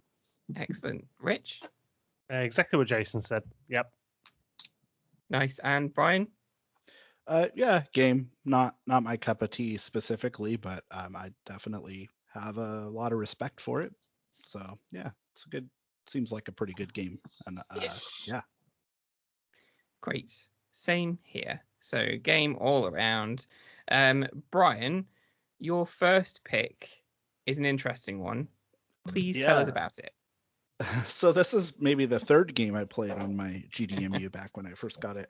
And it's a horror game. And it's kind of a really unique take on the horror genre. And that is Illbleed. Yes. Now, I don't know if when we were tasked with picking these, I don't know if I was just necessarily thinking to pick my favorite game, because certainly at the outset of the episode, I mean, Skies of Arcadia, Grandia 2, Shenmue 2, Virtua Tennis 2, those are all probably games that I would first and foremost put in my upper echelon of favorite games of 2001, but at least one of the more unique games. And then also I find Illbleed to be just a tremendously I don't know, it's almost like an enigma. It has this place in the community that I think just has kind of this swelling appreciation, even if not everybody enjoys it. It's very campy. It's like a B movie, I guess, a survival horror game. And what I like about that is because it actually emphasizes both survival and horror. You're playing as I think Eriko is her name, and she's just a high school teenager with an interest and maybe some childhood trauma rooted in horror movies, and her friends decide to go into this big horror theme park with the allure of $100 million grand prize. So she's not that interested, but her friends go in, and after a few days she doesn't see them, so she's like, fuck it, I'll go in. So she reluctantly ends up at this horror theme park, and just right off the bat, it's bonkers. A lot of the characters that you interact with are test dummies, or crash test dummies, or what are the just nurse dolls, and random just I don't know. It's as quirky as the lineage of Blue Stinger, which is another game that was developed by Shinya Nishigaki's team. I guess at this point it was called Crazy Games, but before they were Climax Graphics. At any rate, going back to the premise, you're just tasked with going into these, I guess, vignettes or these themed films that are sets for a horror movie, and so you go through each one to find one of your friends who is inevitably captured or in danger or trapped in each one. And so you have to go through the whole level, and each one kind of plays out like a haunted house of sorts, and there's a variety of traps you have to try to avoid or disarm or what have you. It's not a very combat focused game. It definitely, I think, in stark contrast to Blue Stinger, which was more of a Hollywood influenced action game, this is very much it just really values scarcity and takes a lot of the agency away from the player to just brute force their way through each level. You have to scan areas for certain dangers and have to kind of risk reward your various I know you just have to think about like how you're using your resources to deal with things that you perceive might be threats, or just make calculated risks to say, I'm just going to let this saw blade hit me in the face because I don't want to use the points to try to disarm it in case it's not actually a threat. So I'm not really explaining this very well. It's just a very weird game, and I love the themes of the levels that you go through. There's like a haunted hotel. There's like a toy store that evokes a lot of creepy version of like Woody from Toy Story, as well as just the most batshit Sonic the Hedgehog or Zodic the Hedgehog character that you'll ever see. I really, I don't know. I think maybe I'll let other people describe this game. It's just such a weird, unique game that could only exist on the Dreamcast. Coincidentally, it only does exist on the Dreamcast officially. So yeah, I love it. And maybe love is a weird word. I appreciate it, and I enjoy, especially this time of year or leading up to Halloween. This is one I'll often put in the rotation to try to spend some time revisiting, because it's really good in a way, in its own way. It's really good. Yeah. Rich, I know that you kind of wanted this game, but Brian took it first. So what is it about this game that you particularly like? So I mean, I've got quite a morbid sense of humor. This is probably the most I've actually laughed at a game in the longest time. It is just like, it's everything Brian said, and I think he done an incredible job of describing it. It's really hard to put into words. It is just the voice acting. It's got a very knowing, tongue-in-cheek vibe to it, and I really appreciate that. It's easy to look at a lot of these kind of games that came out from like either Sega or came out on the Dreamcast as being very cheesy, and it not being deliberate, but possibly being to do with translation, the writing, just, but this knows what it's doing, and I really appreciate that.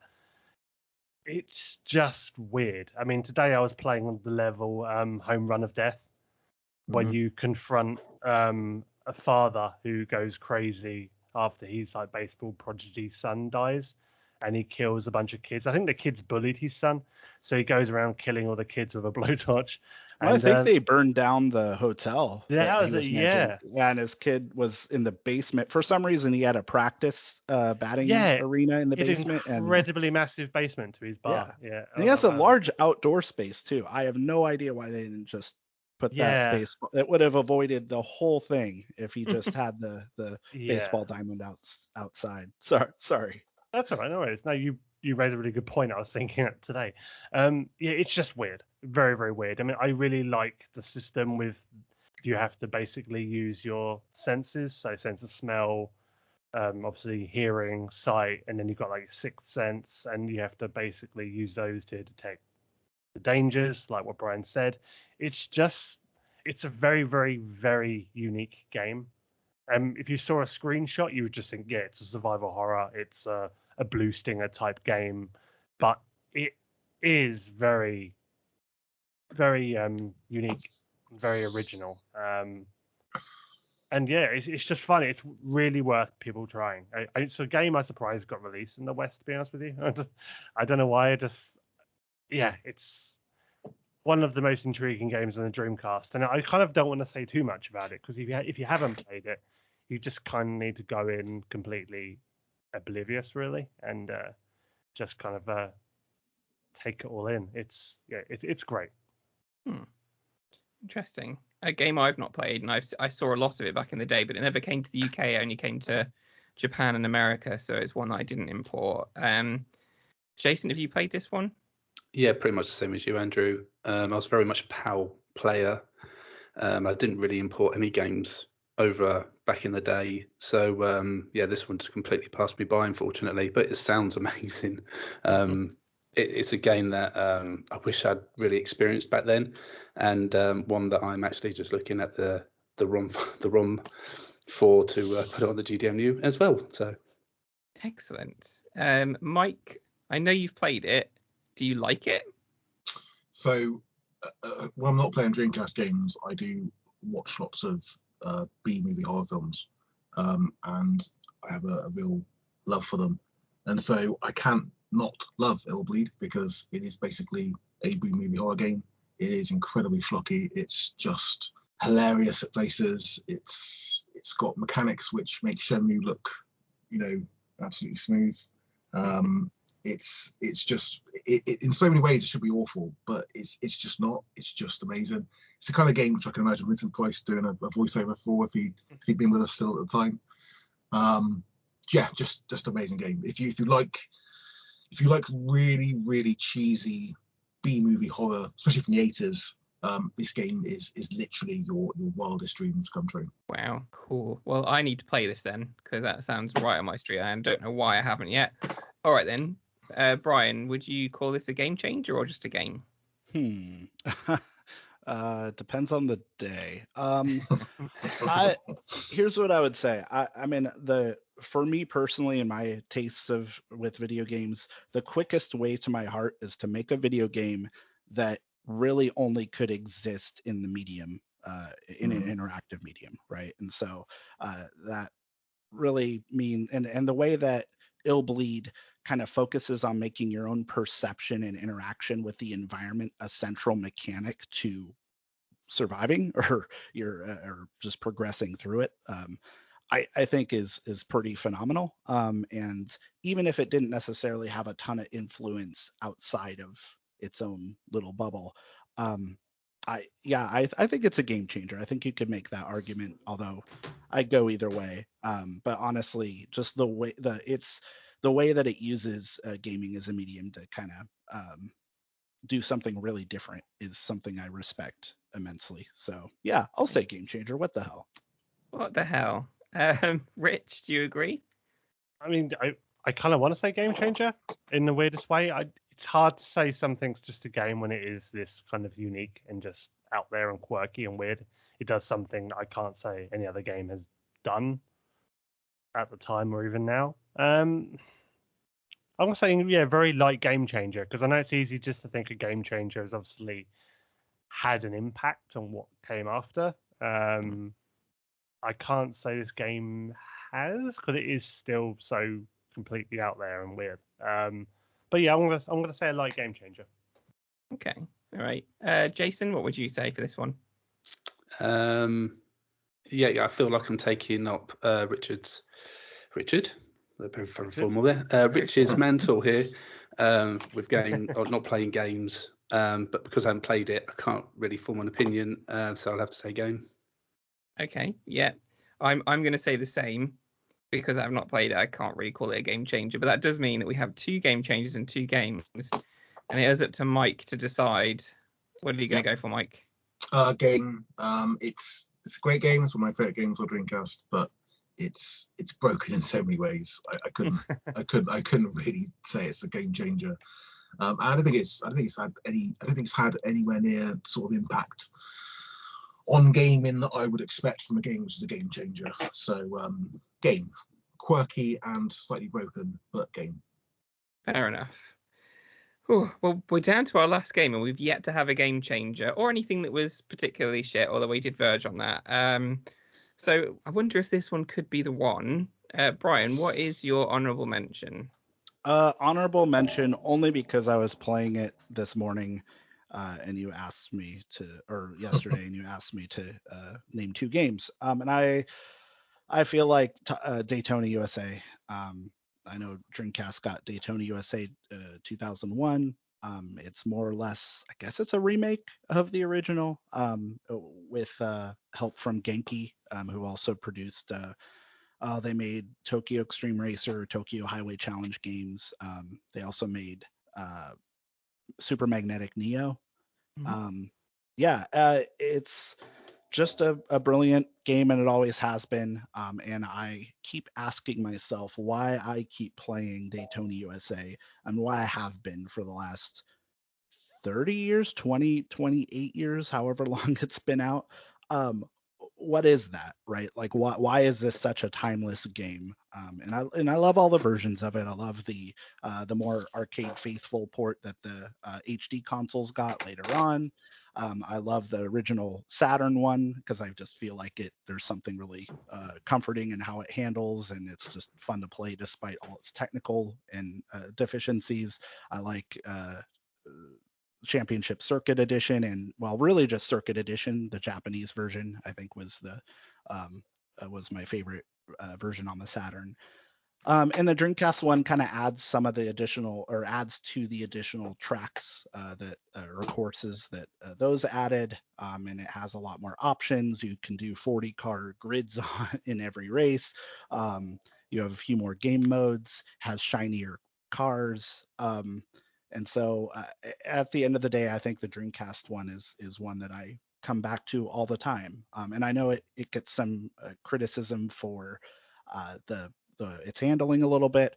Honestly, I think if you just turn the sensitivity all the way down, it plays just fine with a controller. In fact, I kind of like that it's a little more on the sensitive side. But it is designed for a wheel, and I usually play it with a wheel, although mine is very squeaky. I have like a Mad Catz MC2, and I can't actually play it when Katie is home because it is very loud. You can hear it in every corner of the apartment. So I generally have to play it with a controller if she's around. But yeah, I just keep coming back to this every couple months. I'm playing this game on whatever console I have hooked up at the time. And honestly, I think for this and any other game, I mean, the best version is always the one that you just enjoy. And so I love all of the iterations of Daytona, but I keep coming to the Dreamcast one, just time and time again. And yeah, it's a classic, and I think, I don't know what else to say. I don't know how much of an introduction I need to give it concept-wise. It's just a pretty ubiquitous Sega classic, and rightfully so. Okay, cool. I don't like this game. Rich, have you got any thoughts on this one? I've never been massive on Daytona. It's usually kind of sat at the bottom for me in terms of racing games, at least in the Dreamcast.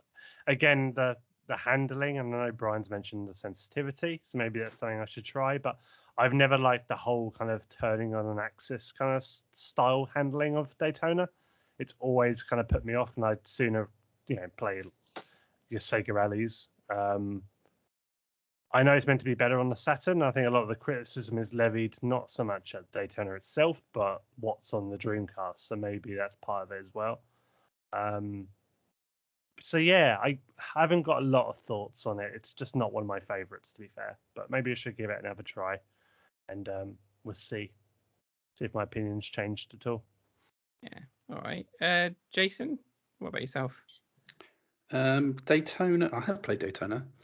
It has got a lot of nostalgia for me. Me and my friends used to go to the arcade and play it all the time. Especially like they had a 8-player link up in that arcade, so we just spent hours playing it in the arcade. So when I finally got it on the Dreamcast, I was very happy, and as Brian mentioned, with the sensitivity, took a little while to get used to it. But I mean, it's Daytona.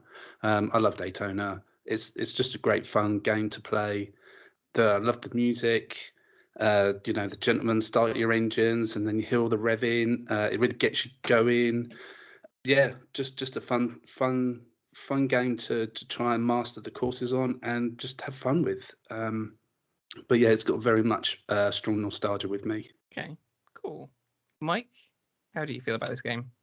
Yeah, I'm not a fan. I don't really like Daytona in any of its forms. I spent a lot of time with this game because people said that, if you stick with it, you will get into it. I didn't, and I just think it's not really good, in my opinion. I know that if you're a massive Daytona fan and obviously the arcades, then obviously you'll have a bit more nostalgia towards it. But I just think compared to other racing games on Dreamcast, it just doesn't even compare. And yeah, not a fan, I'm afraid. Nope. Exactly the same as you, Mike. But let's see where we're going to place it then. Brian, is it a game changer? Is it a game? Well, I mean, it's an interesting question, right? Because if you're saying is the Dreamcast version, are we ranking that or are we rating the game in general? This is impressive. I actually am kind of surprised that there are not a lot of Daytona USA fans here. I will say that it probably took me a while to really get into it as well. But I don't know. Once that it clicked, I don't know. I just love everything about it. And I think everything comes together in a way that really exemplifies the generational talent that Sega had with its teams during the mid-90s for having its presentation and mechanics and everything just come together in such a timeless and memorable way that we would continue to play this game and it would continue to see re-releases decades after the fact. So I think that alone makes it a game changer.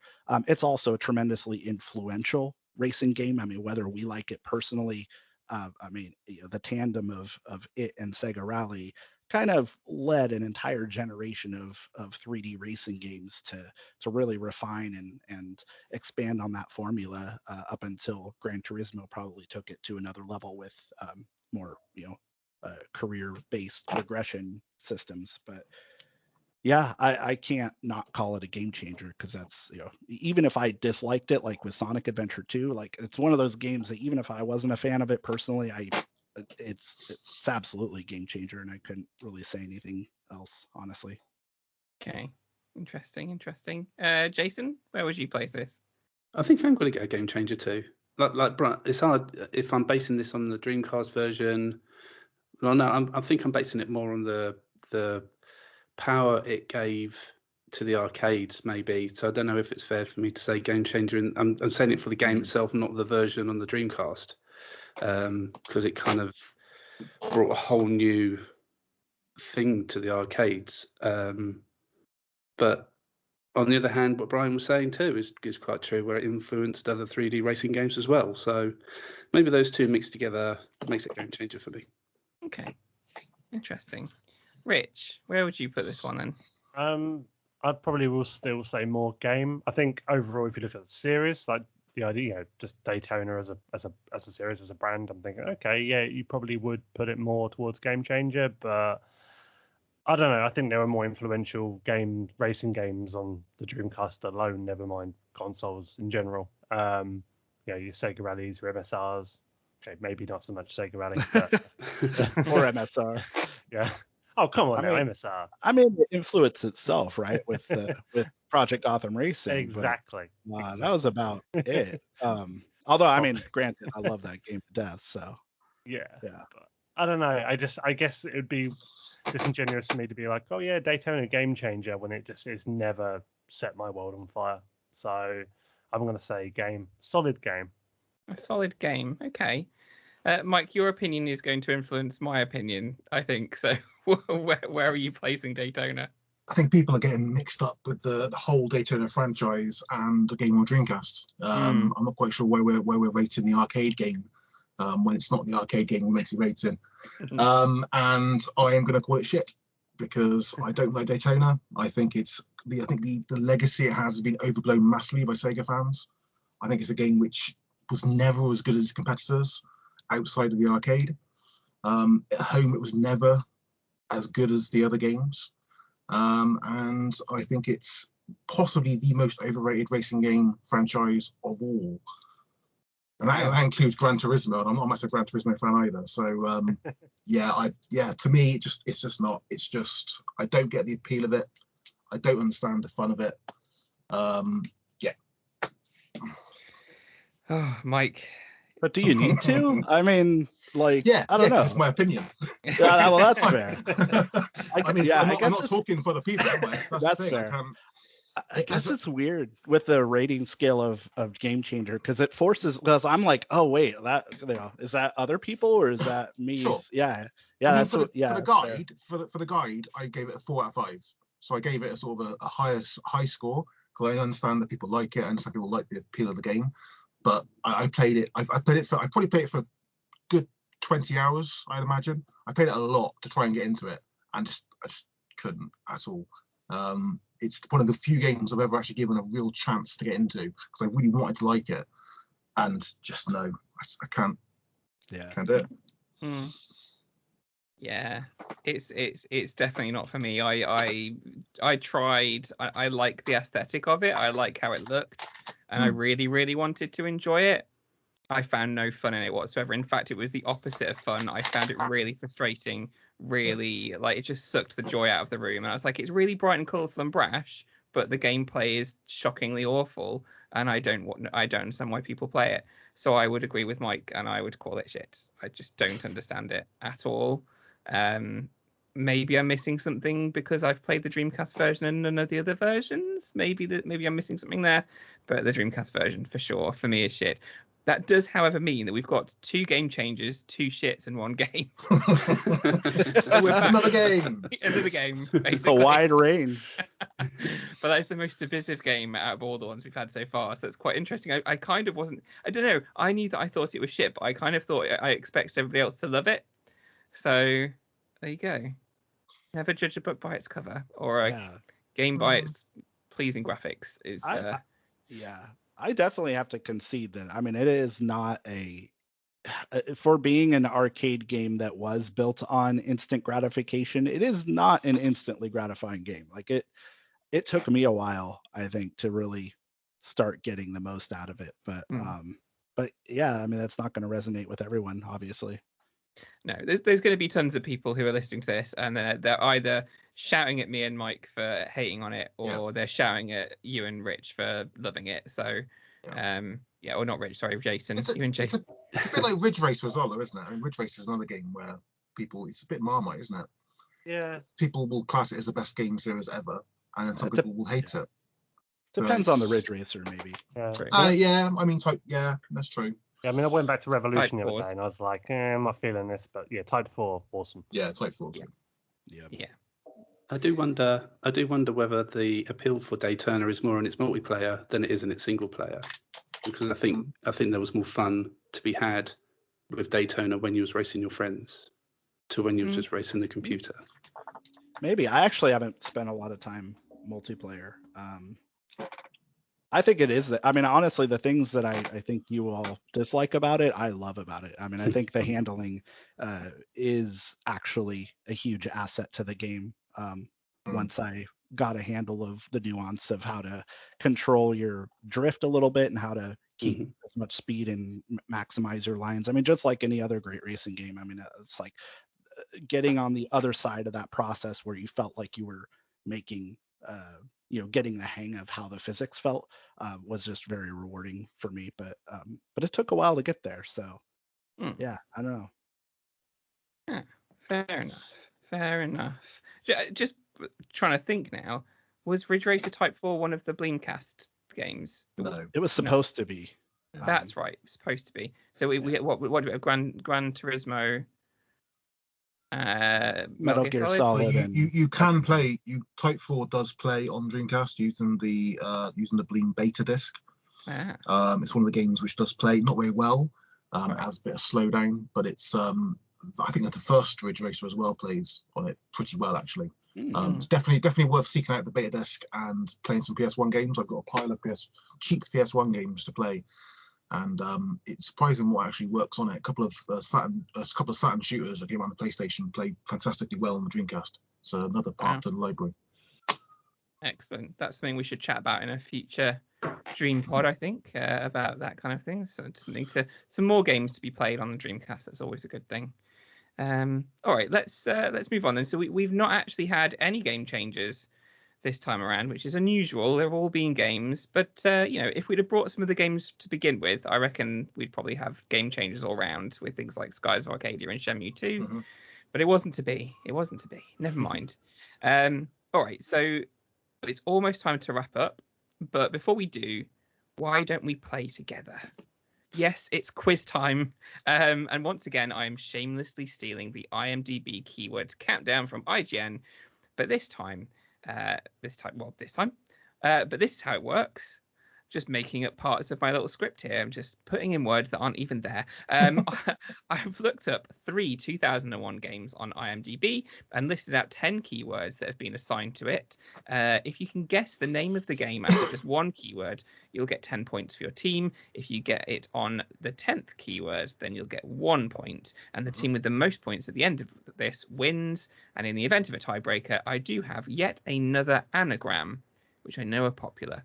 So the keywords will get easier as we go down. The teams are, again, DreamPod versus Dreamcast Years.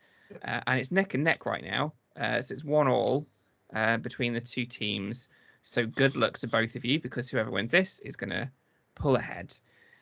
So just to clarify, that's Mike and Brian versus Jason and Rich. Are we all good? Yep. Good.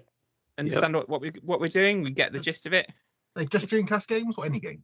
These are just Dreamcast games released in the year 2001. Cool. Lovely. Are we ready for the first game? Yes. Yep. So each team is going to get one guess per keyword. So first keyword is volunteer. Volunteer. Any guesses? Volunteer. I don't know. Alien Front Online? No. Dreamcast Years, do you have a guess? Hidden and Dangerous? I don't know. No. I think you volunteered for that. Thanks, Steph. All right. Second keyword is battle. Battle. Any guesses? What do you think, Mike? No, I can't think of anything. Okay. Wait till the next keyword if you want to. You don't have to guess all the time. Volunteer battle. No, I don't. Like Sakura Wars, one of those games? I don't know. Possibly, yeah. What's Sakura Wars? Yeah. Are you giving me a specific Sakura Wars as an answer? 4. No. Dreamcast Years. Do you think, Rich? Sakura Wars 3? No. Next keyword is future. Oh, God. Volunteer bit's turning me. Yeah. It's confusing me. I mean, you got any ideas, Brian? Because I mean, it's throwing me towards like military stuff. So like, I don't like maybe Soldier of Fortune. I don't know. Oh, I was thinking more Expendable. But that didn't come out in 2001. Oh, of course, no, 2001, isn't it as well? Yeah. Mm-hmm. Damn it, I didn't thought that. Right, hang on, back to the drawing board. That was my guess, by the way. It's not out in 2001, so there you go. That's my guess. All right, Dreamcast Years. Do you have a guess for this one? Stumped. No. Yep. Like the rest of the volunteer thing's just throwing me. Fair enough. I'll move on to the next one. The fourth keyword is obeying orders. Oh, Jesus. No guesses? Well, did one of the Gundam games come out in 2001? Possibly, Gundam Battle Online or one of those? I'll get. Yeah, that will be my guess if you don't have anything better, Mike. Yeah. Is that your guess? Yeah. It's not that. No. Okay. Dreamcast Years. Do you have a guess? Oh my God. Just thinking that volunteer thing's still throwing me. Mm-hmm. There are keywords that are kind of to do with the story as well. Is it Headhunter? It is not Headhunter, no. Okay, I don't know why. I remember this thing like you can volunteer like body organs and stuff. Oh, okay. It is not that. Okay, all right, next keyword is war crime.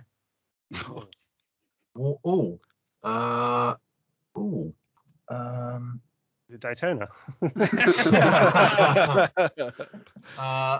Any ideas, Brian? Because I've got a guess. I'm trying to think whether it's Yeah, 2001. go for it. Go for it. I'm trying to think whether it's 2001. I'm sure one of the let me just check before I.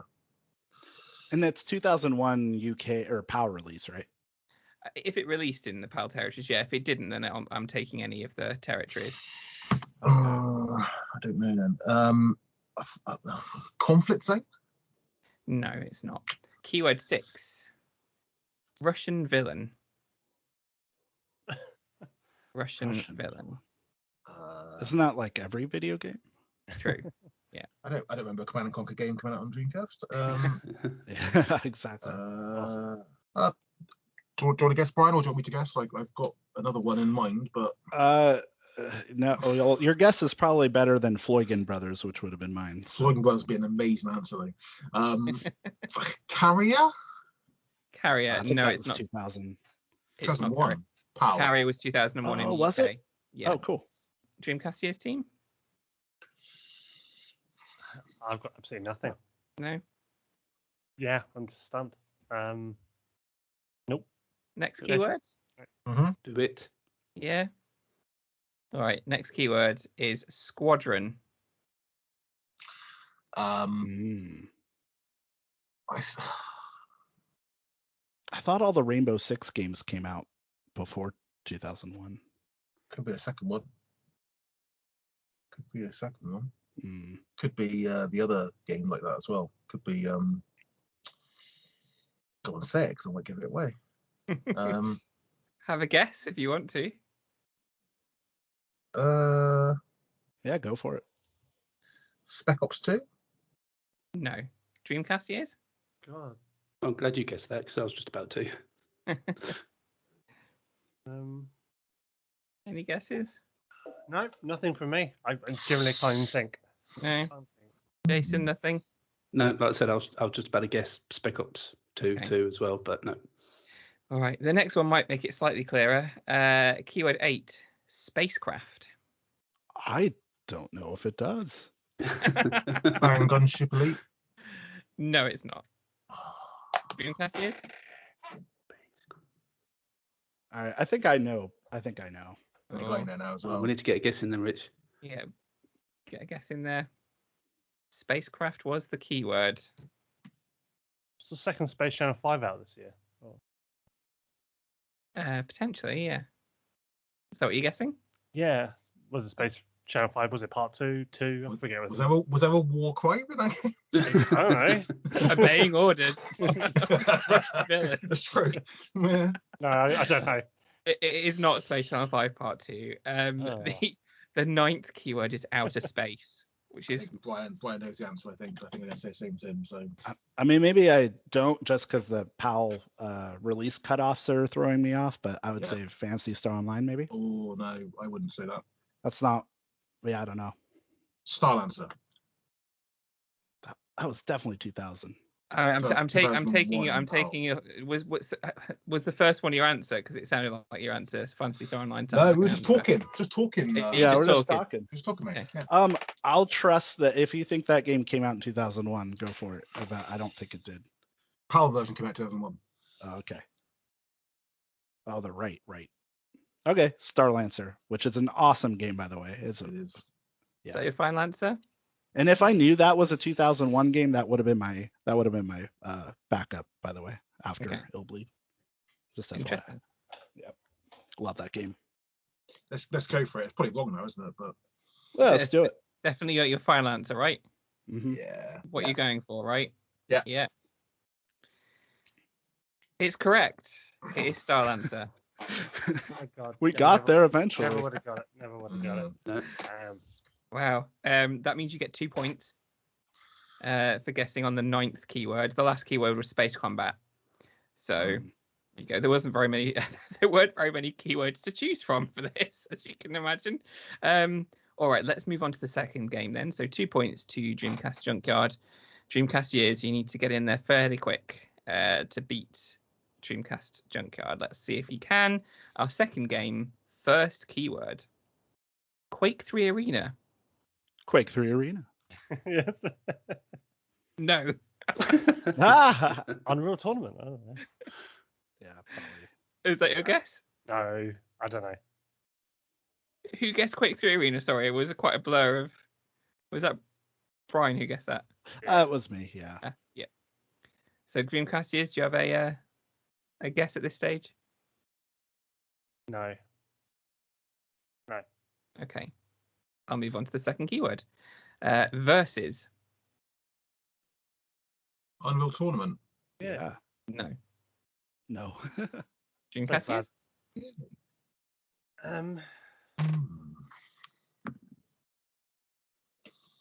The arena coming to it is a bloody keyword. Yeah, I did find that odd as well. No, nothing from me. Nope. All right, let's move on to the third keyword then. First person. It's got to be the other big first-person shooter on Dreamcast, hasn't it? Which would be? I'm trying to think whether they've put Quake 3 Arena because it uses the same engine, but I'm pretty sure all the Dreamcast shooters used Quake 2 engine rather than Quake 3. So the only game I can think of which would have sort of the same sort of level as Quake and Unreal would be Outrigger. Yeah, I think that's a good one. Is that your guess? Yeah. I'm not just talking about it. That's what you're going with. That's Outrigger. it. Yeah. Okay. That is the correct answer. Woo! That is 8 points. There, that means you're up to 10. I bet we're done for, aren't you, Rich? No, if we get the next one first on the first keyword. Yeah, if you get it on the first keyword, you tie. So Right. just to go through, very good by the way. To go through then, so the next ones, the keywords going down would be arcade. The next one would be shooter. The next one was third person. We had first person, but you could switch between if I'm thinking correctly. Is that right? Yeah. 7 was military. 8 was bazooka. 9 was counterterrorism, and 10 was Sega AM2. So there you go. Hopefully by the end we would have got there eventually, I think. But very good to get it on the third keyword. Excellent. All right, third game then. No pressure, Dreamcast Years. Let's see if you can get. I'm sweating a bit. The first keyword is so generic. I'd be very surprised if you get it on the first one. Let's see. Third game, first keyword. Sequel. Wow, thanks. Sonic Adventure 2. Sonic Adventure 2. Is that your answer? Yes. Yeah, I'll go with that. No. Dreamcast Junkyard. A lot of sequels. There's lots of sequels. What came out as a big sequel this year? Shenmue 2. Yeah, it's got to get it. Grandia 2. What are you going with? I'd say Shenmue. Shenmue 2. Let's do it. No. Second keyword, monster. Any guesses? Monster.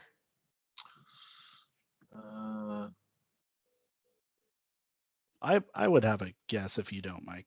Yeah, go on. I can't say it's a quality guess, but I've been playing a lot of Phantasy Star Online lately, and it does have a lot of monsters. So, and it's kind of a sequel. So you guess? Sure. No. Dreamcast Years? Do you want me to move on to the next keyword, or do you have a... I was going to say Godzilla Maximum Impact, but that wasn't 2001. Possibly not, but if that was your guess, no, that's not the right answer. Third keyword, revolver. Revolver and monster. And what was the first sequel? Keyword? A sequel. It's not Floygan Brothers, is it? Before we say it's definitely not Floygan Brothers. Revolver. Monster. Sequel.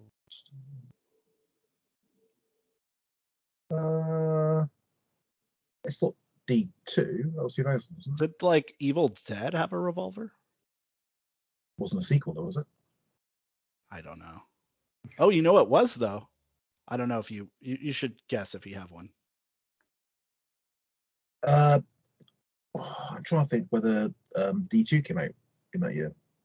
Did it? It's the year before. I don't think so. I can't think it's got.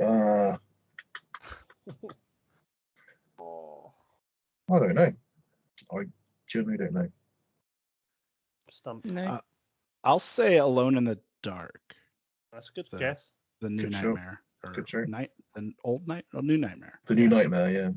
Yeah. Is that your guess? Sure. That's the correct answer. Yeah. Whoa! I had that lined up for my answer. Oh no. Oh, I'm I sorry. was gonna say. I should have those points. That's 7 points. I mean, we don't need to count points at this point. You've won. Literally was my guess. There you go. So My only goal was avoiding the anagram tiebreaker. that's fair. Yeah. They're What tough. was the anagram? though? We'll get to that. Let me just Okay. go through the rest of the keywords just to show you. So so it was Revolve, the last one. The next one would have been Reboot, then Island, then Detective. 7th would be Fourth Part. 8 would be Massachusetts. 9 is Flashlight, and 10 is HP Lovecraft. Cool. So there you go. So that was Alone in the Dark, The New Nightmare. You have won with 17 points. Congratulations. I'm so sorry. Oh, don't worry. Steve was listening to this and cursing. I can tell. Yeah, more than likely. It does mean that you do need to win the next one to draw level, and then we'll have some kind of tiebreaker if that happens. Okay. So we will see. In terms of the tiebreaker for this one and the lovely anagram, let's see if you can get this. Let's see. And the tiebreaker would have been unadvised strip. Unadvised strip. Unreal Tournament? No. Unadvised strip. Any guesses? No, not for me. No. Soldier of Fortune? No. Oh. There's no P. Mike's really trying to work it out. I am. That's fine, mate. No guesses from you, Jason? No, not at the moment. No. I'm not very good at anagrams. You getting anywhere there, Mike? Or did you give up? Oh no, I never give up. Hang on. We've been here a while. I've been here long enough. We will stay till I get this damn anagram, or Brian does. I know what it is. What is it? Do it. It's what was the cartoony Stupid Invaders? Yes. It is indeed Stupid Invaders. Nice stuff. Lovely. There you go. Oh, that was a good quiz. I enjoyed that. Very good. I'm sure the Dreamcast Years guys. I was gonna say me and Rich didn't. There's always next time. There is always next time. All right. Well, there you go. That is it for another crossover episode. So thank you very much for all the DreamPod listeners and any Dreamcast Years listeners as well. Let's go around. Brian, where can people find you?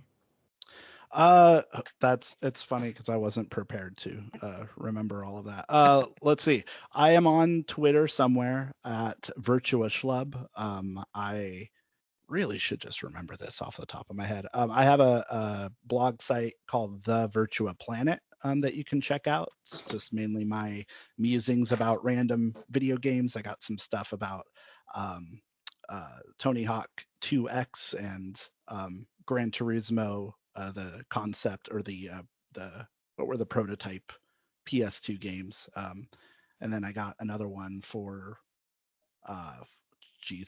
Quest 64, and as well as Beach Spikers. So got some random stuff as I play. I just kind of jot down whatever thoughts I have on those games there. And then we do the book clubs on Dreamcast Junkyard, which is fun. And I also am on the Saturn Junkyard's Titancast podcast. Excellent. So, yeah, those places. Very cool. Mike, where can people find you?